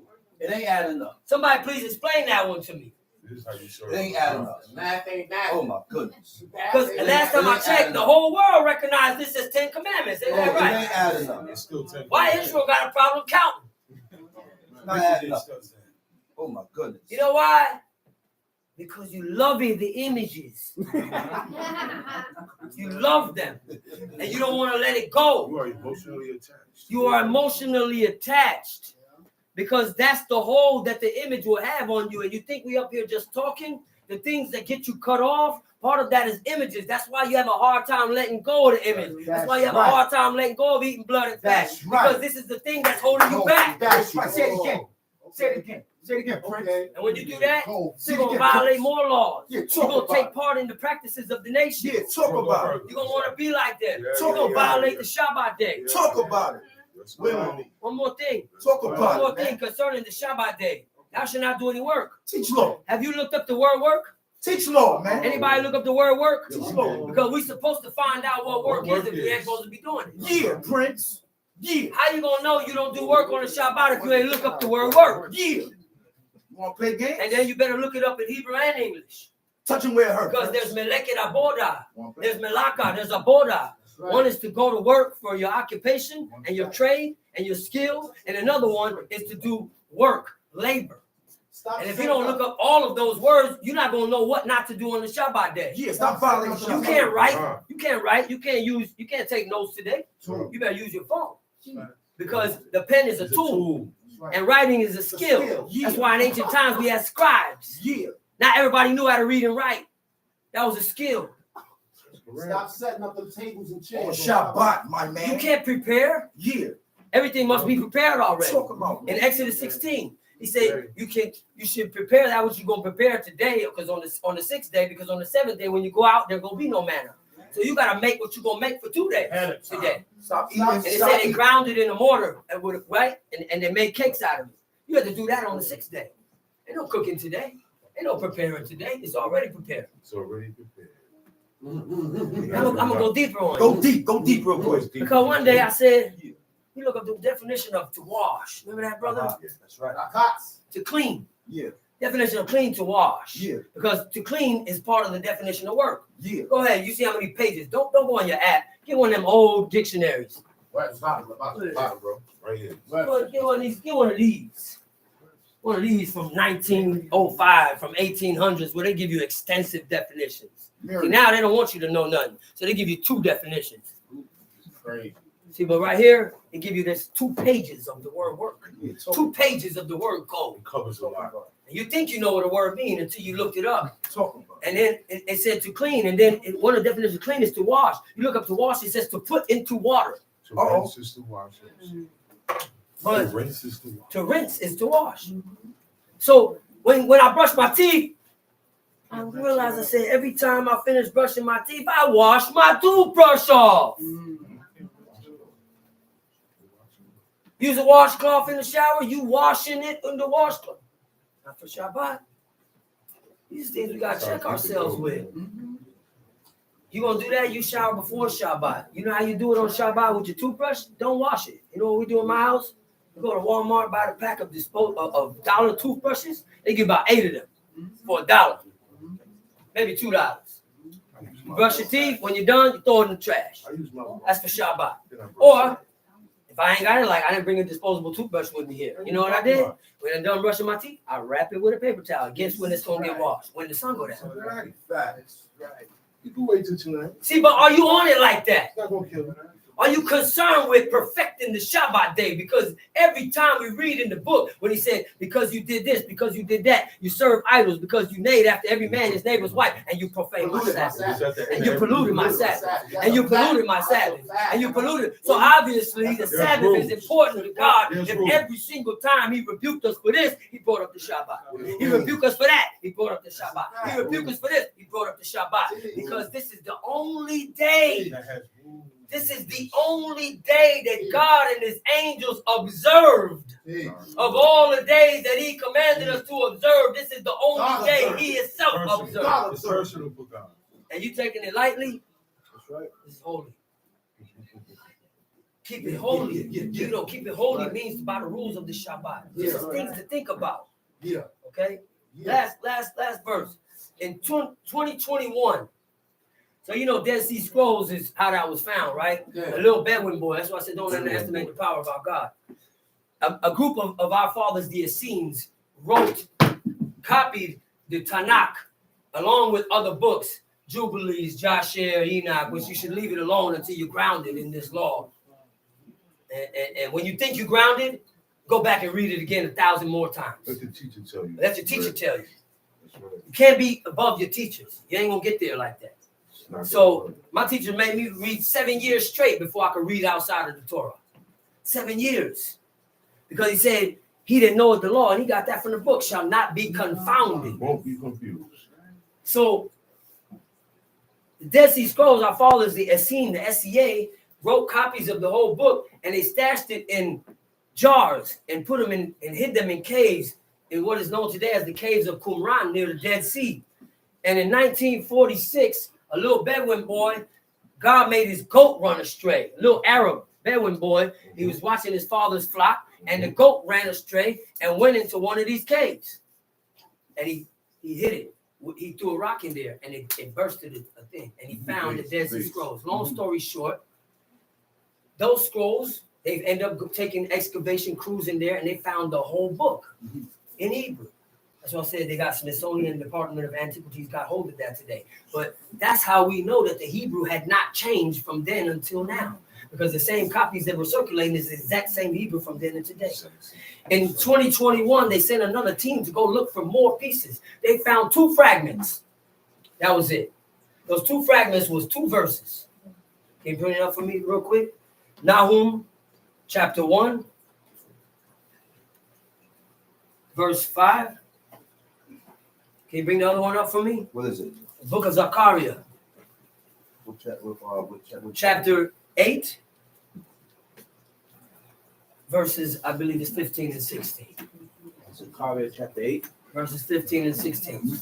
So the first one in the book of Nahum, let's read it. Verse 5.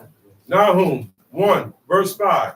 The mountains quake at him, and the hills melt, and the earth is burned at his presence. Yea, the world and all that dwell therein.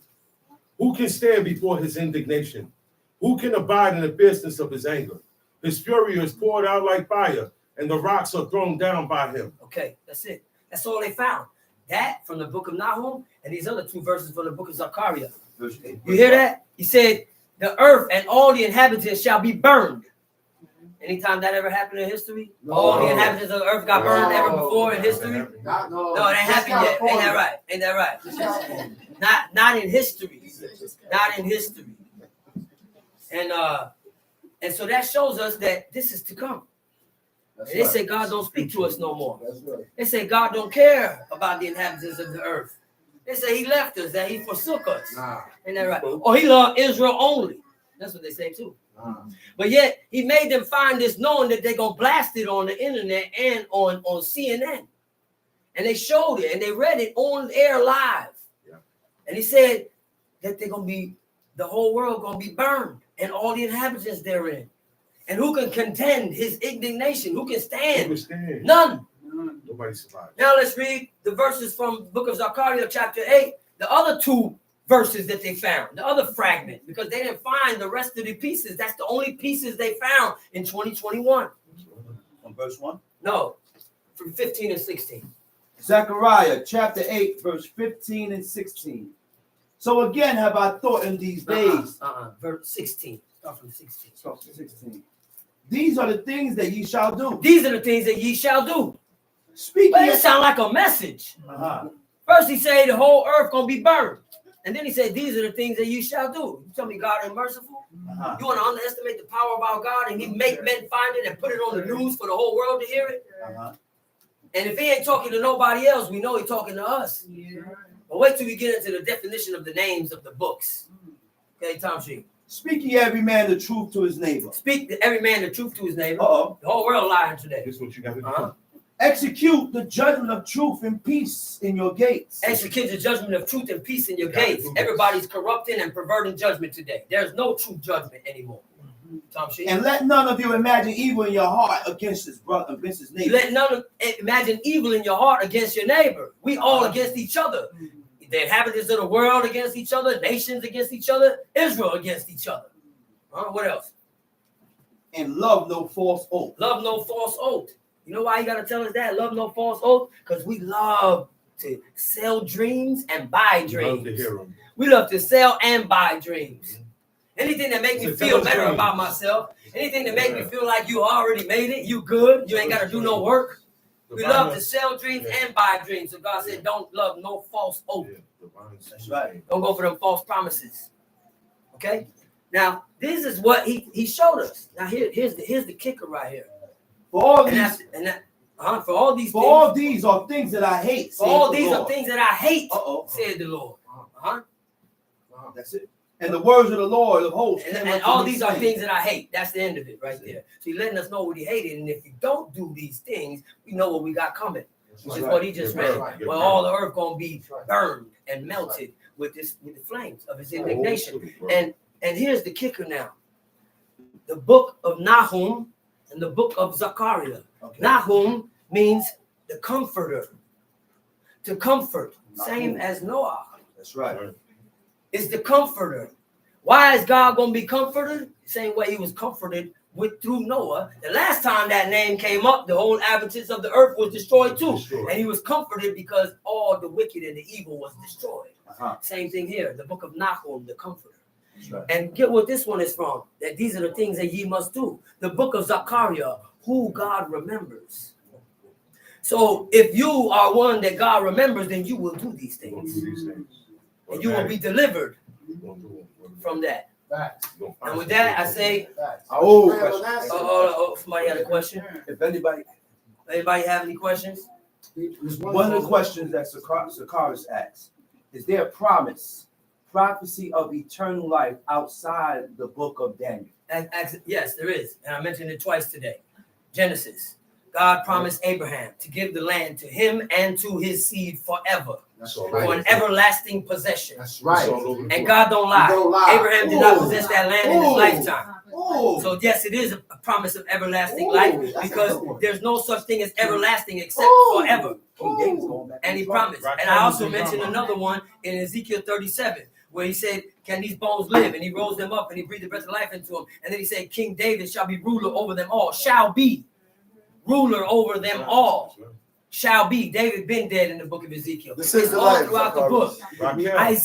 book. Isaiah also said, my dead body shall arise with them when he talk about them that sleep in the dust of the earth. Read the prayer of Manasseh. The prayer of Manasseh. It's all throughout the book. It's all throughout the book. We can dedicate more time to expounding verses from that explain that. But Do anybody have any more? Anybody have any other questions? Wait. This is the life, Zacharias. To answer Mavina's question from last week, I'm not saying that the royal family is out of the bloodline of King David. I'm saying that Queen Elizabeth's bloodline was, and it ended with her because the father was not related to King David, right? There was no king. There was no son that her father had. So her children are not of the bloodline of King David. Yeah. That's right. Because they don't, the genealogy is passed through the father. So the royal family is not of the bloodline of King David, but Queen Elizabeth's family was. And they came through the Knights Templar. It was our fathers that converted to Roman way of life when they started the Knights Templar and escaped persecution from the Roman emperors back in BC. All right. If there's any other questions, you can feel free to put it in the chat. Don't forget to like, to share, click the bell icon so that you can get subscribe and click the bell so that you can be notified every time we put up new videos. And Zacharias, was that a good enough explanation for you, or would you like to check it out on your own and then get back to us? I hope that everybody was inspired by the words of the prophet Moshe. I hope that we all humble ourselves, acknowledge our evil ways, and turn from them and walk upright before the Most High our God. I bid you at the ancient tongue of our Father, Shabbat Shalom Lekem. Shabbat Shalom. Yeah.